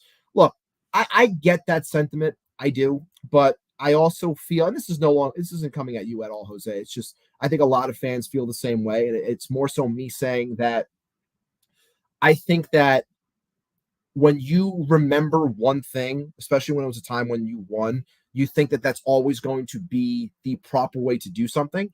And yes, I want attitude. I want fire, if you will. I want care. Like granted, these guys care, but I think I want a little bit more emotion. I'll put it that way. I want a little bit more emotion. So a comment like that kind of reminds me back to my Knicks point before, where you would constantly get people who call into the fan years ago to be like, oh, the Knicks need to get back to that 1997 mindset of playing defense and, really beating people up in the zone and like not let them come into the key. It's like basketball's not like that anymore. You got to score 130 points to win. Like things change. And I understand the sentiment. I really do. But like, there's, to Shay's point, like score runs. Like I get being angry at a guy and the whole throwing behind thing and that nonsense. It's like at that point, yeah, it was too late and it was wrong. Just plunk the guy on the ass. But I know why you didn't do it, because if Sevy goes out there, throws it at his hip and he gets hit and they toss him, similar to what happened with Noah. And then you saw what happened with Yohan Ramirez. Like I get it. There's a difference. And they talked about this on Foul Territory. There's a difference between throwing behind a guy like that, haphazardly and wild like that, in comparison to just plunking a guy right on the hip. Okay. I get that. I understand. But at the same time, it was wrong on their part, mainly because you let the guy kick the shit out of you for 7 innings and then you decide to do something. Like that was the problem. Like that's not the right time. Like you had your chance, you didn't take it. So, I know people were cheering Yohan after that, but like, I'm not saying hurt the guy. It's not the point, but if you're going to do it, plunk the guy on the ass, call it a day, and then see what happens. But I understand it's a fine line there, because if you do that, great that Sevy didn't have the greatest game that day. But if you do that and then he's tossed in the second inning and now you're having a bullpen game and you haven't gotten much out of your starters to that point. So now you're saying, okay, let's crush the bullpen and then complain about the bullpen and nobody giving us innings moving forward. Like, again, damned if you do, damned if you don't. Tough spot for Carlos Mendoza. Again, also why I'm giving him a pass in this first 4 games, because there's a lot going on for a first-year manager for sure. I think it's an impossible spot, because I tweeted about this, and listen, I love Ron Darling. I think he's a great analyst. He knows more about pitching in baseball than I ever will. Guy is so bright. Guy played the game at a high level. So it's not me taking him to task, but I just said in my tweet that I just didn't think it was as cut and dry as he laid it out, because it ignores some of the situation of the modern game. Now, some people agreed, some people disagreed. Now, look, obviously, hindsight being what it is, Luis Severino was not good. People are going to go, who cares if he got tossed? Well, you would have cared if he got tossed in the first inning on the third batter of the game, and we went to the bullpen and the bullpen got obliterated and the bullpen got, worn out. You would have cared then. You didn't know the outcome until you had the outcome, and you don't know the law of predetermined outcomes, right? So you don't know what's going to happen there. The other part of it is, yes, I do agree with some fans. if Severino hits him on the hip, I don't think he gets tossed. Now, I do think, Ibby, he gets warned, and then pitching inside becomes a problem, because if he hits anybody else, guess what? He's going to get thrown out. So again, it's not so cut and dry because of modern baseball. Back when Ronnie played, they didn't do that shit. You were allowed to police it yourself. You hit a guy on the ass, you're like, hey, that's what you get. Everybody's good. We're good. Okay, we're good. And you all moved on. But that's not how the game is played anymore. Also, I know Yohan Ramirez missed him and missed him high and over his head, and that's why he was thrown out. It's the same thing with Syndergaard. When you miss behind a guy and you miss over their head, that's when you're like, well, look, it was deliberate. Even though you didn't hit him, there's nothing we can do. And whether or not old school fans like that or not, whether or not I like it, that's kind of how that's legislated too, which I think Ronnie was ignoring. So I think there are multiple factors because, Ibby, yeah, you like to think that Severino can go and just plunk him on the ass or the hip or the middle of the back in between the numbers, the ever-shrinking numbers on the back of those terrible fucking Fanatics jerseys. But whatever.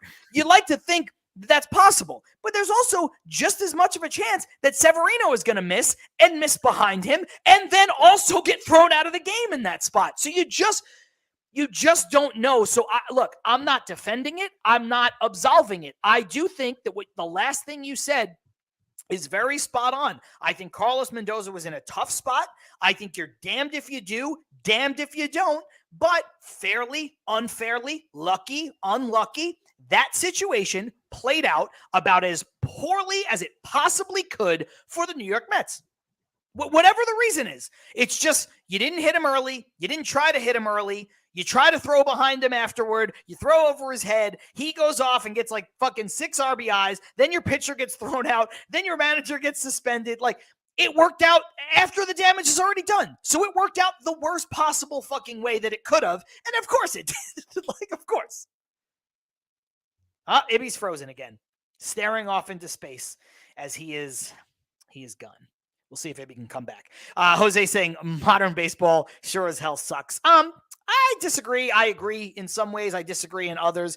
I think you're obviously entitled to that opinion. I think there are some things about it that are great. I think there are some things about it that are terrible. Ibby, I'm not sure if you heard what I was saying, but basically the crux of what I was saying was whether fairly, unfairly, luckily, unluckily, whatever the situation was, it was a damned if you do, damned if you don't situation for Carlos Mendoza and the Mets. But of course, it played out in the worst possible way for them when it was all said and done. You got Hoskins going off, getting like 6 RBI, then your pitcher gets thrown out, your manager gets suspended, and you look bad and you look soft. And like that could not, I don't know if the Mets could have done something better. In hindsight, obviously they could have done something better, but what happened, even if through no fault of their own, was kind of the worst. It was the worst case scenario. And that sucks. Looks like Ibby is still frozen. I don't know if he can hear me. Yeah, I mean, I'm dealing with some stuff over here, so I'm having a hard time hearing everything. I can hear you. Can you hear me or no? Yeah, it's not great, but okay. Can you hear me? Can you hear me Yep. now? Can you hear me now? Can you hear me now? Yep. No? Yeah. Okay. Yes. Can you hear me? Am I here? Yes. Yes. Am I good? Okay, good. Yes. Okay. No, because you're frozen. You're frozen on my end. I'm having a hard time. Now I lost what I was gonna say. So you take it back. All right. We'll jump back into the comments here as we try to deal with Ibby's Wi-Fi and how it never works. TJ saying, as the great Sean Connery said in the awesome motion picture, The Rock, losers always whine about their best. Winners go home and fuck the prom queen. Stop whining. Yeah, I mean that's one way to look at it. Honestly, like there's just a certain again there's Ibby. It played out about as bad as it possibly could. Like that's what it is. Like regardless of what the Mets did, and regardless of what they could have done differently, did do, it played out the worst way possible, and that sucks because then it adds to the narrative of like they're soft and they're not good and all this stuff.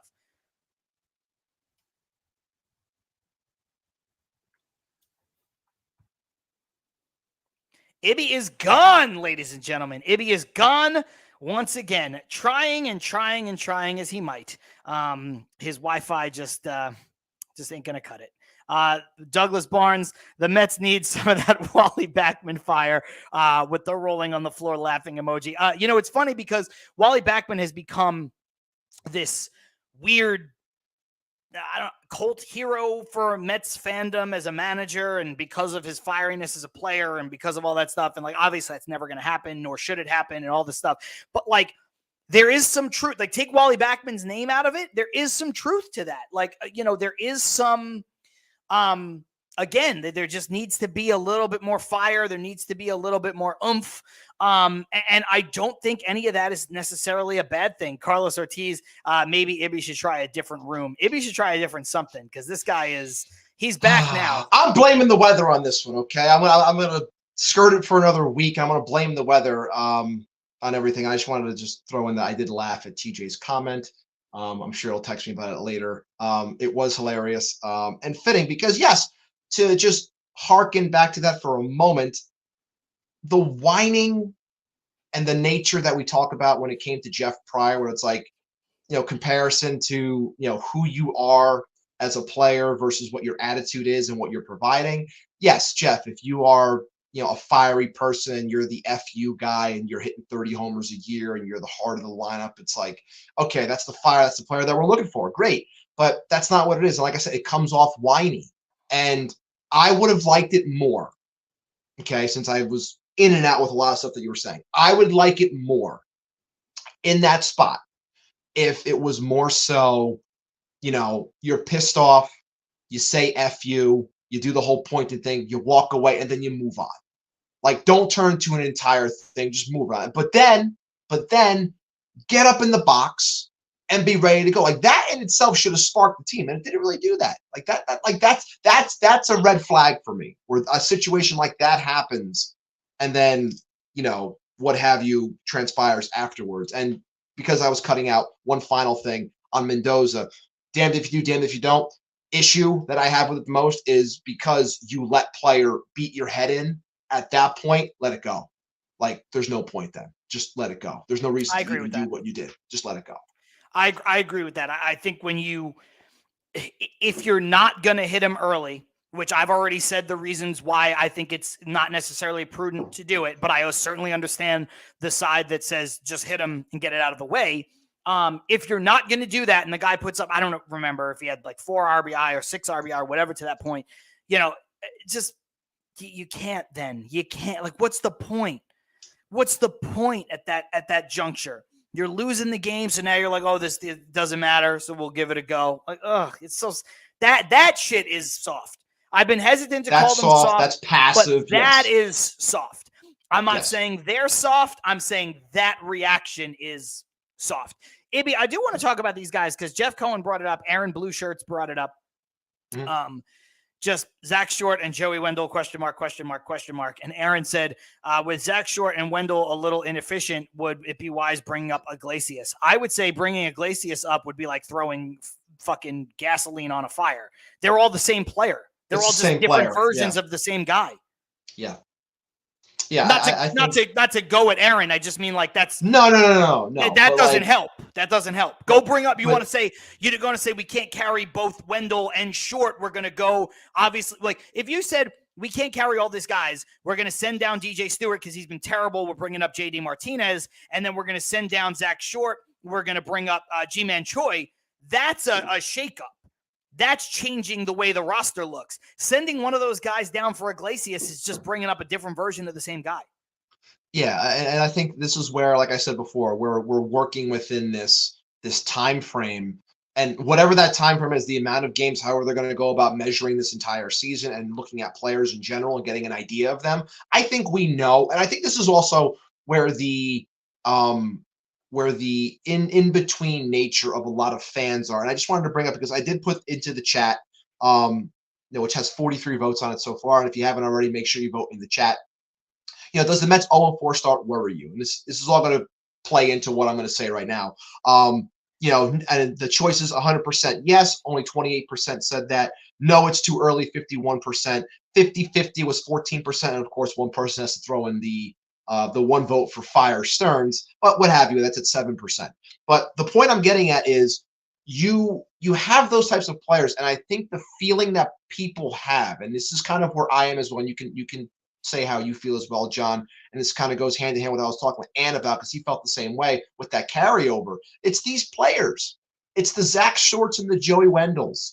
It's like, and the DJ Stewarts of the world, swinging 3-0, with a runner on, just whatever. But it's those players that give off this feeling of indifference. It's like, if I'm going to give at bats to these guys and what I'm seeing so far, and things aren't really carrying on, I know it's early, but still, like, if I'm going to give at bats to these guys, I would feel a lot better about 0-4 if it was Luis Angel Acuna, if it was Drew Gilbert, if it was Mark Vientos, if it was whoever.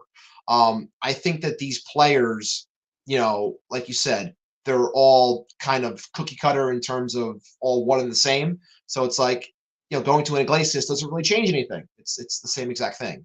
So I think that eventually we will see that youth. Like I said, I'm looking at this in terms of like 20 to 25 games, see where you are type of situation. I don't know if that's what they're doing. I think it depends on how much winning is going on. But yeah, if there's going to be a change, I would much rather a polar opposite change and remove the floor. Those players are floor players. Like, what these guys are. Forget the floor. Add to your ceiling.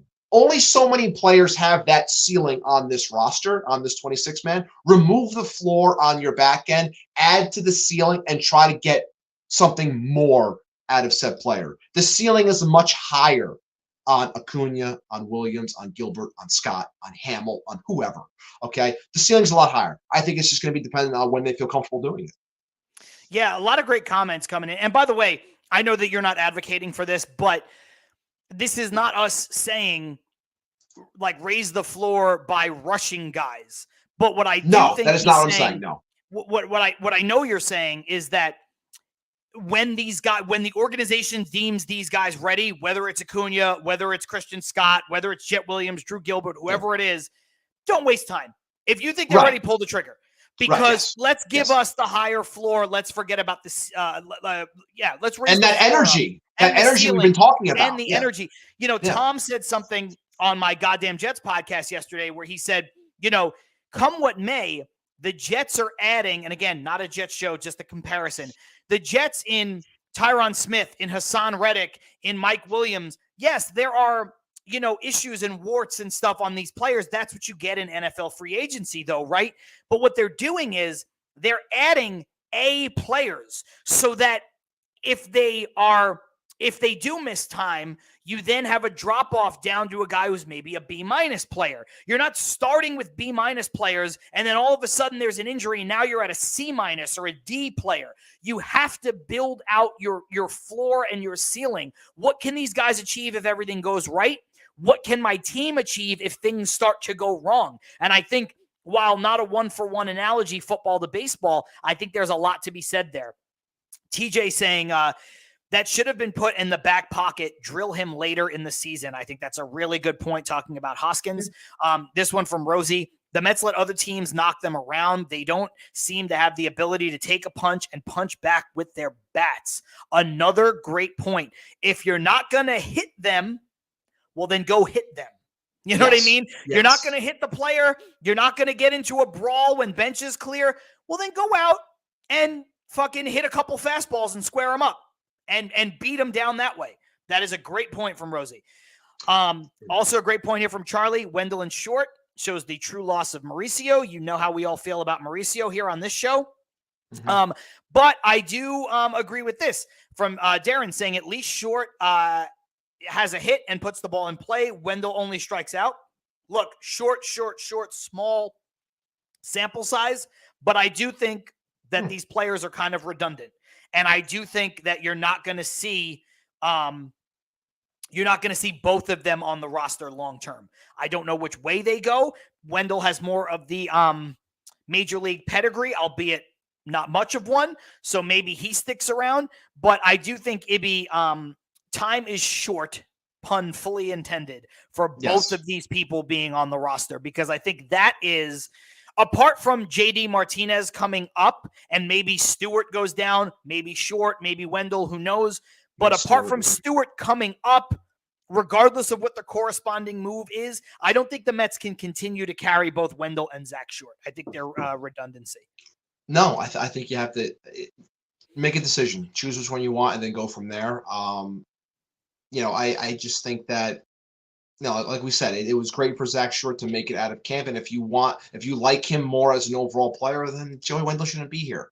But these are the things that are going to have to come into the light relatively quickly, especially if things don't turn around after, like, say, the first month of the season.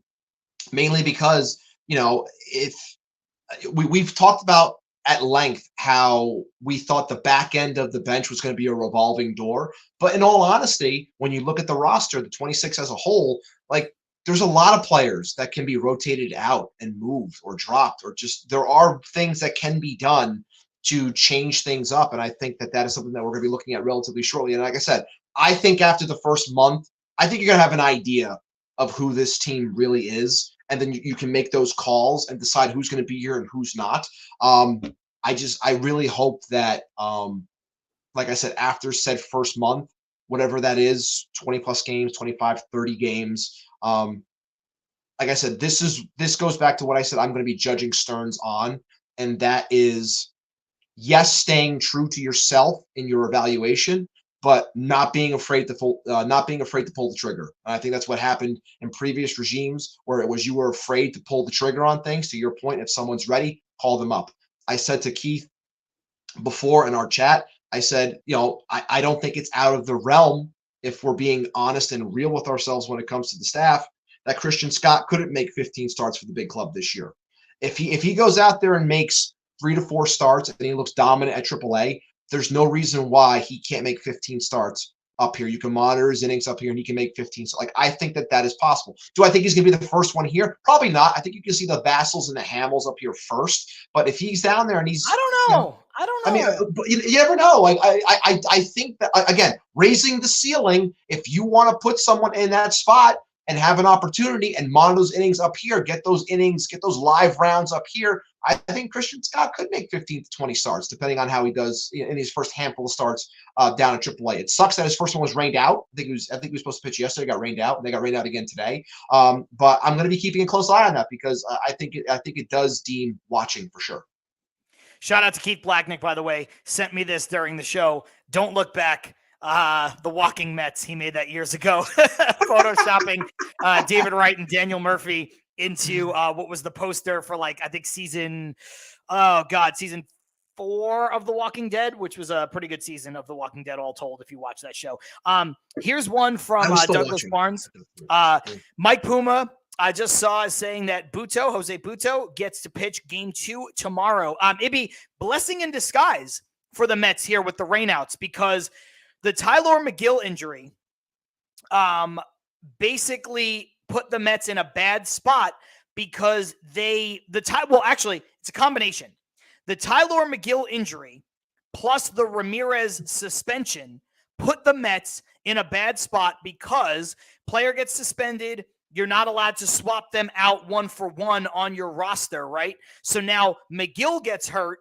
The Mets have to go and they replace him with a bullpen arm that can fill in for Ramirez being gone. But now they don't have the ability to call up Joey Lucchesi or Jose Butto, because they were sent down within, I think it's 15 days, and now they can't be called up unless there's a corresponding injury. Well, the other caveat to that is, if you're playing a doubleheader and you need to carry a 27th player, then you can call up anybody. So the Mets, with the 2 rainouts, are kind of saved by the rain now, and they are able to go and they're able to call up a pitcher, which now becomes doubly important, not only for tomorrow's doubleheader, but tomorrow's doubleheader sets up 15 games in 14 days for the Mets. So the rain here, which is why they should have rained that game out yesterday immediately. The rain over the last 2 days actually helps the Mets from a roster construction standpoint,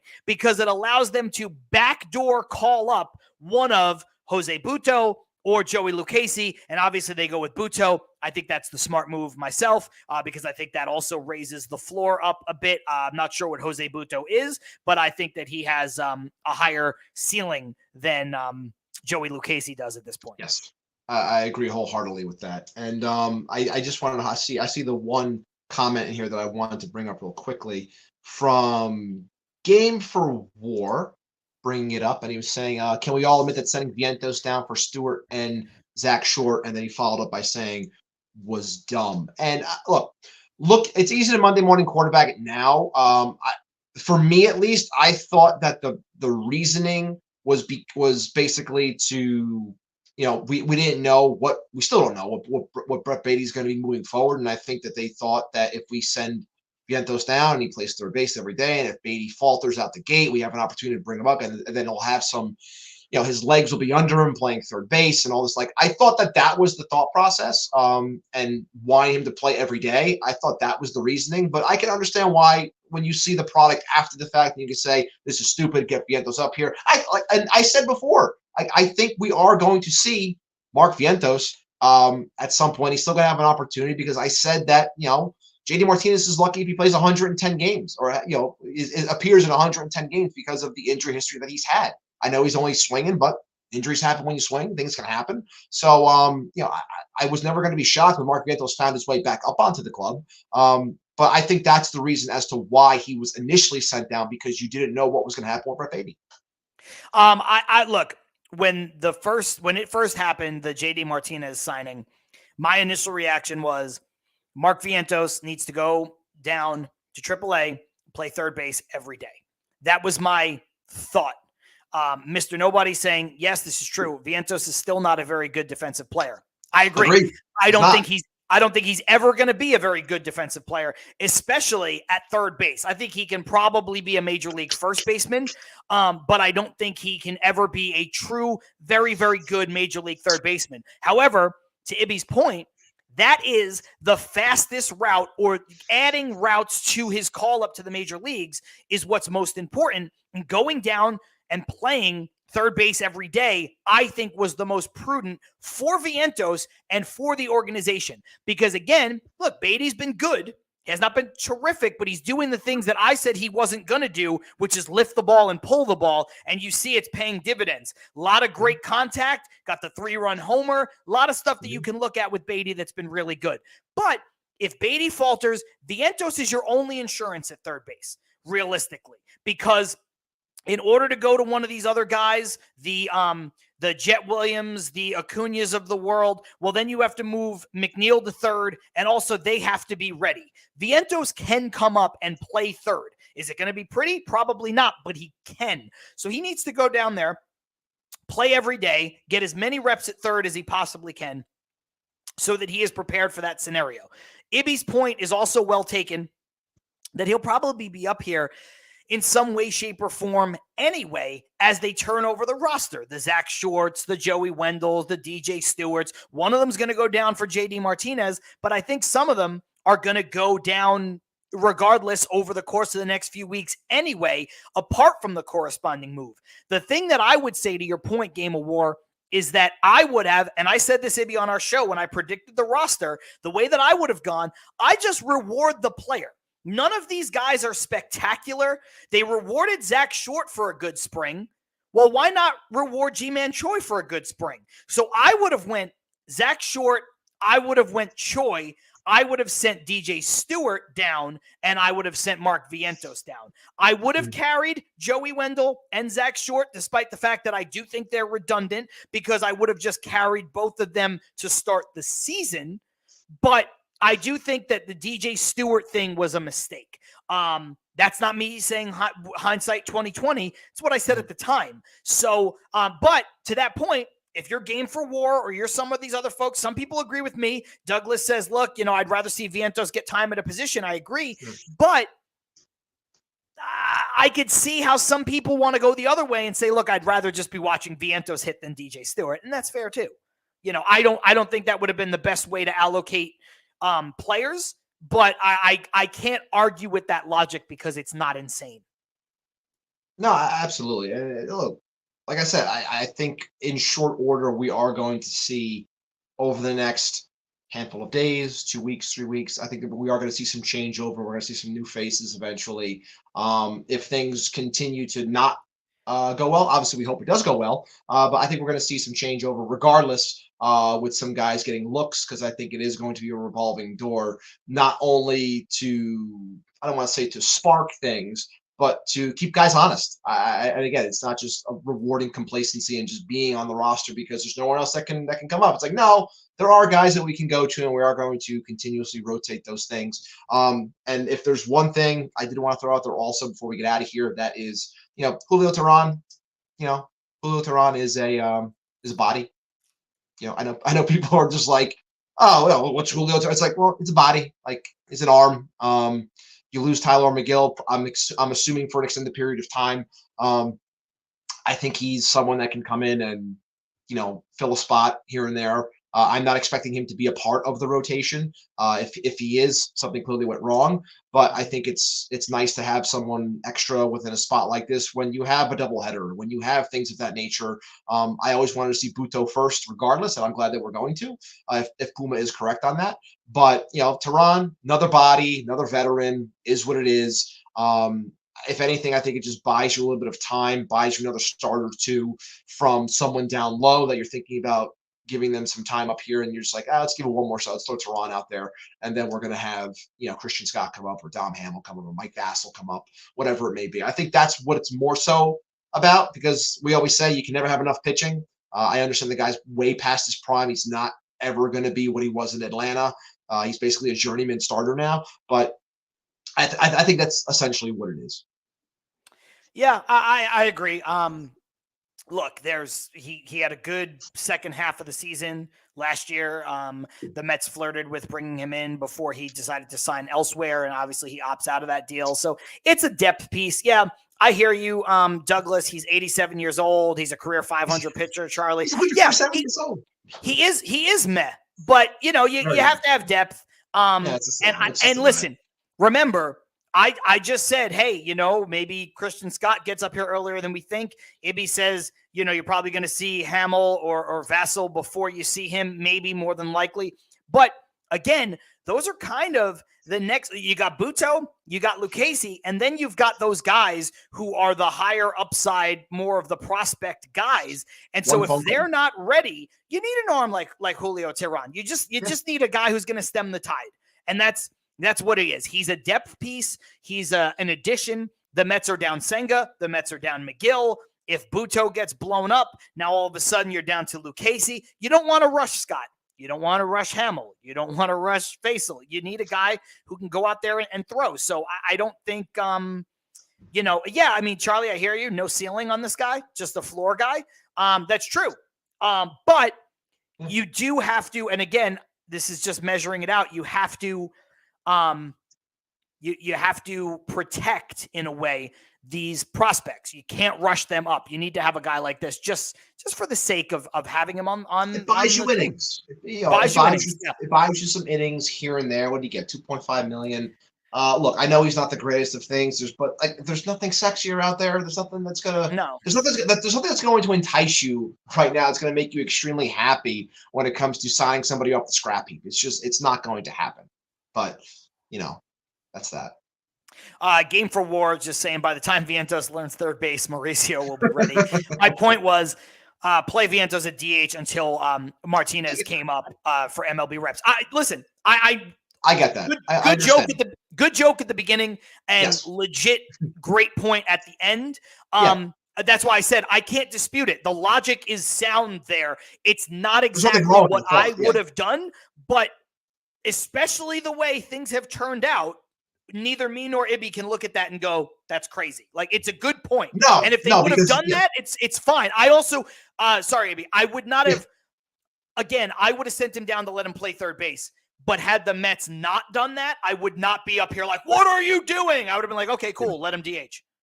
Yeah, I always thought, and a lot of times when I say these thoughts, it's I'm thinking or trying to think from what the thought process might be. But I'm with you, Game for War. Like, if that was the case, I would like for the guy to be the DH.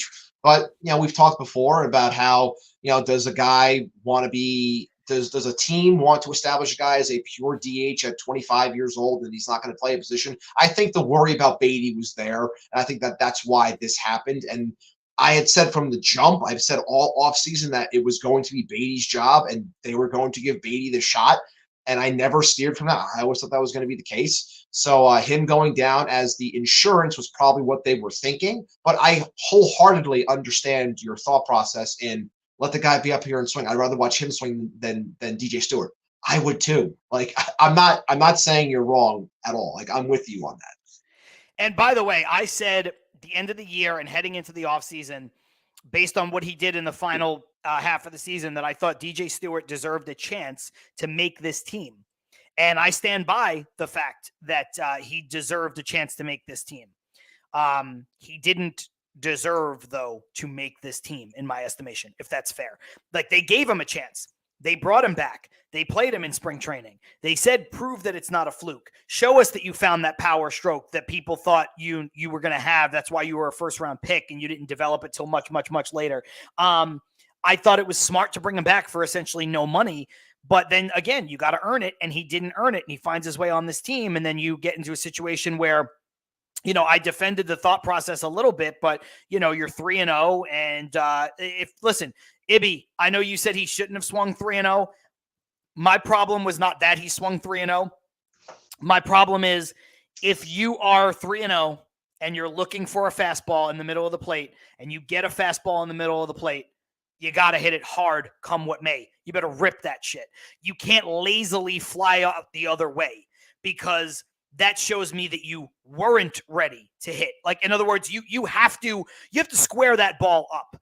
I get the thought process of, you know what? Well, that's my thing. It's like, look, he's not a star player. So if you guys want to sit here and tell me, look, 3-0, I'm old school. If you're not a star, if you're not a masher, it's take all the way, especially when a team is struggling. I have no beef with that logic. My counterpoint is you're a guy who's up there. The team is struggling. You're looking for a fastball. You're looking for a fastball to pull. If you get that, I don't know what's going on, but if you get that and you want to see some fireworks, well, yeah, go for it. Swing, hit the ball hard, rip the ball. Now, look, if you line the ball to the left fielder and he makes a diving catch, well, that sucks. That sucks, right? Like, that's hard luck.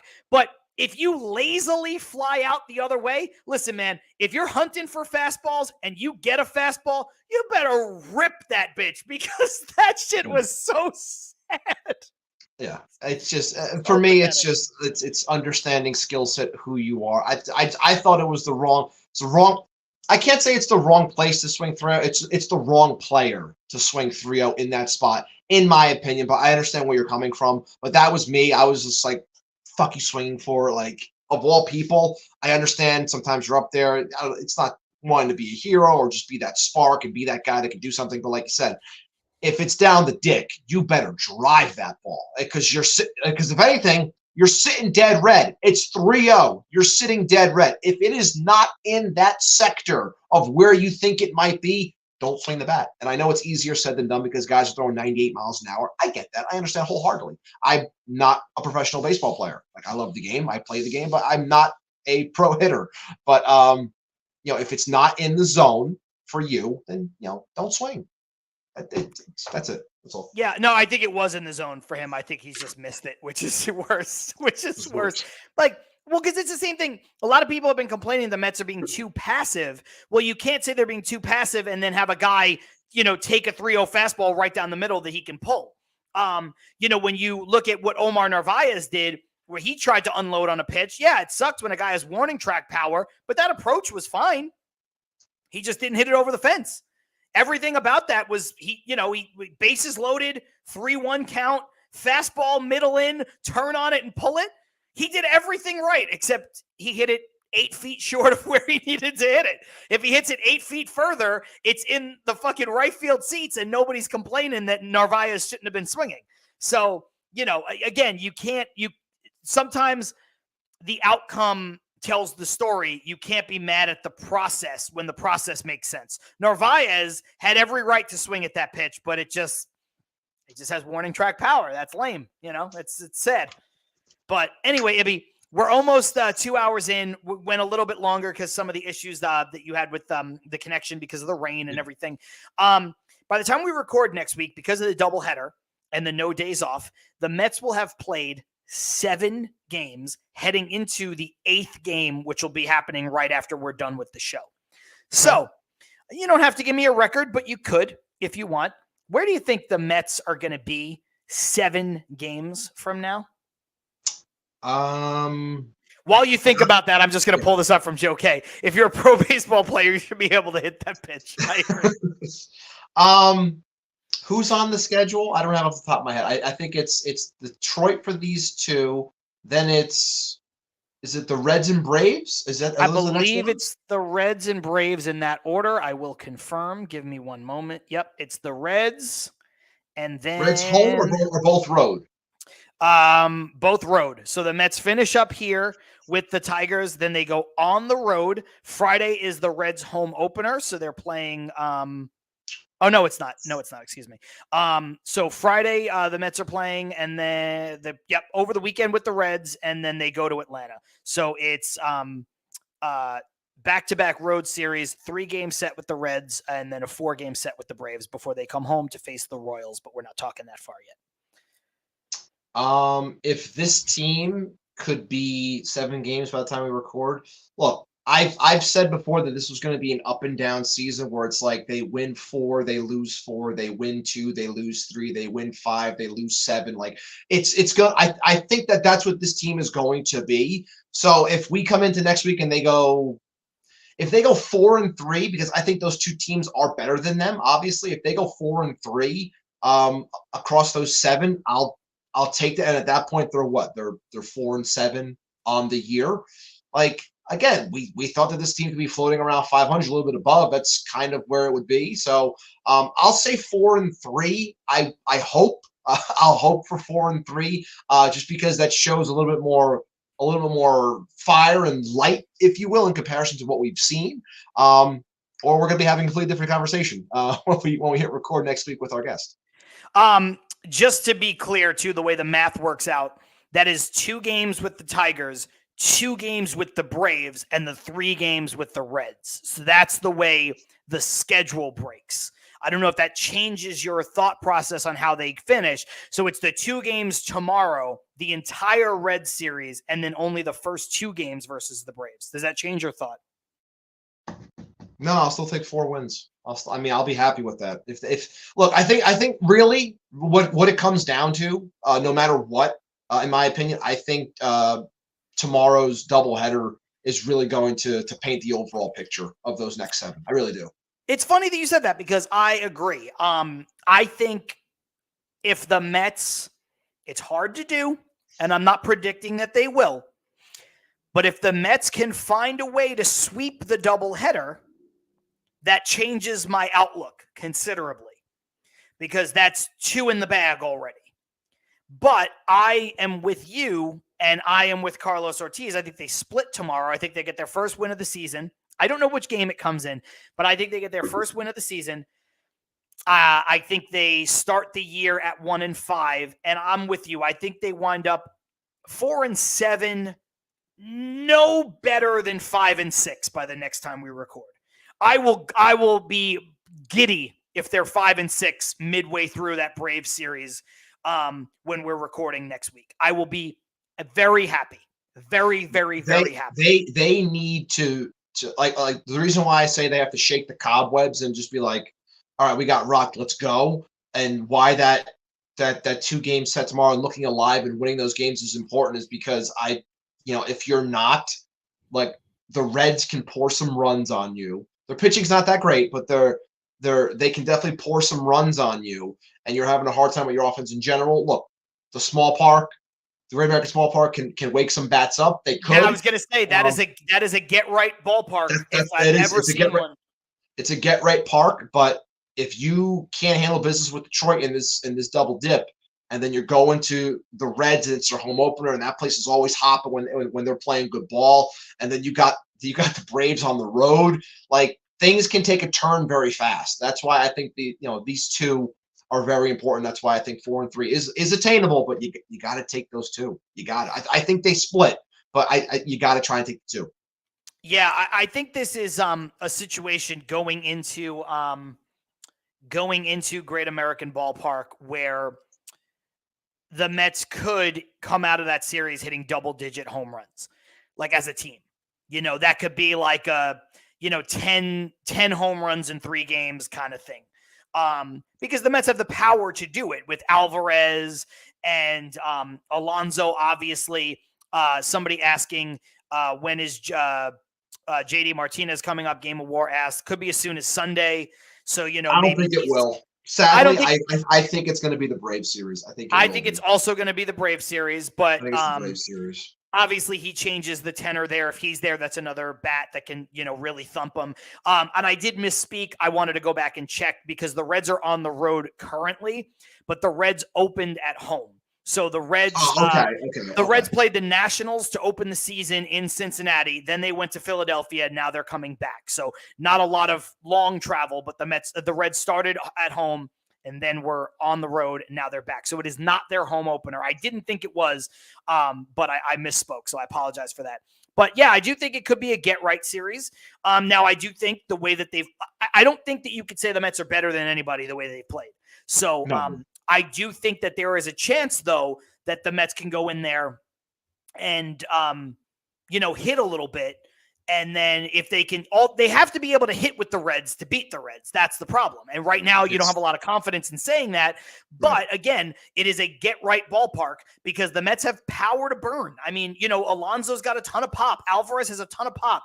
Nimmo has turned it around in the power department. Lindor is a 30-30 guy. The Mets can come out of that game hitting 10, 11 home runs as a team. Or they can just be the same deficient offense that they've been for the first 4 games of the year, and they look kind of meh. But remember, home runs go to die Citi Field in March, in March and April.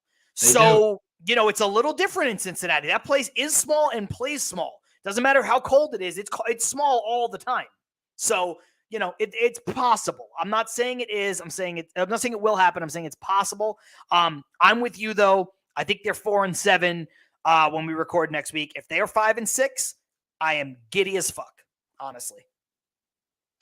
Absolutely. And I like I said, it's just, I'm telling you, confidence is going to go a long way in this entire thing. And if I'm telling you, I'm watching with intent tomorrow to see the overall vibe of this team coming off of 2 days in a row to get right. I just hope that they shake the cobwebs and they're ready to go. Like, okay, season starting. Okay, guys, but here we go. Like that's going to be the tell-all, in my opinion, not only for the upcoming 7 games until we record again, but I think just for the month of, what are we in? January, February, March, April. The month of April. I think it's going to be a big tell-all in terms of where this team is mentally. I really do. Sanders very confident, joining the chat late, saying they're going to win 4 out of the next 5 games. I fucking hope so, man. Damn. Let's go, man. I hope so. Let's do that. Sanders saying Beatty is going to have a good series in Cincinnati. Let's go, baby. Let's go. That I could see. The way he's pulling the ball, the way he's lifting the ball, he's got a swing. Beatty could go off in Cincinnati. He could. That's. I think it's if Beatty continues to do what he has done so far, and again, the results have been okay. Like the actual results, right? Couple really good hard hit base hits, got the 3-run home run.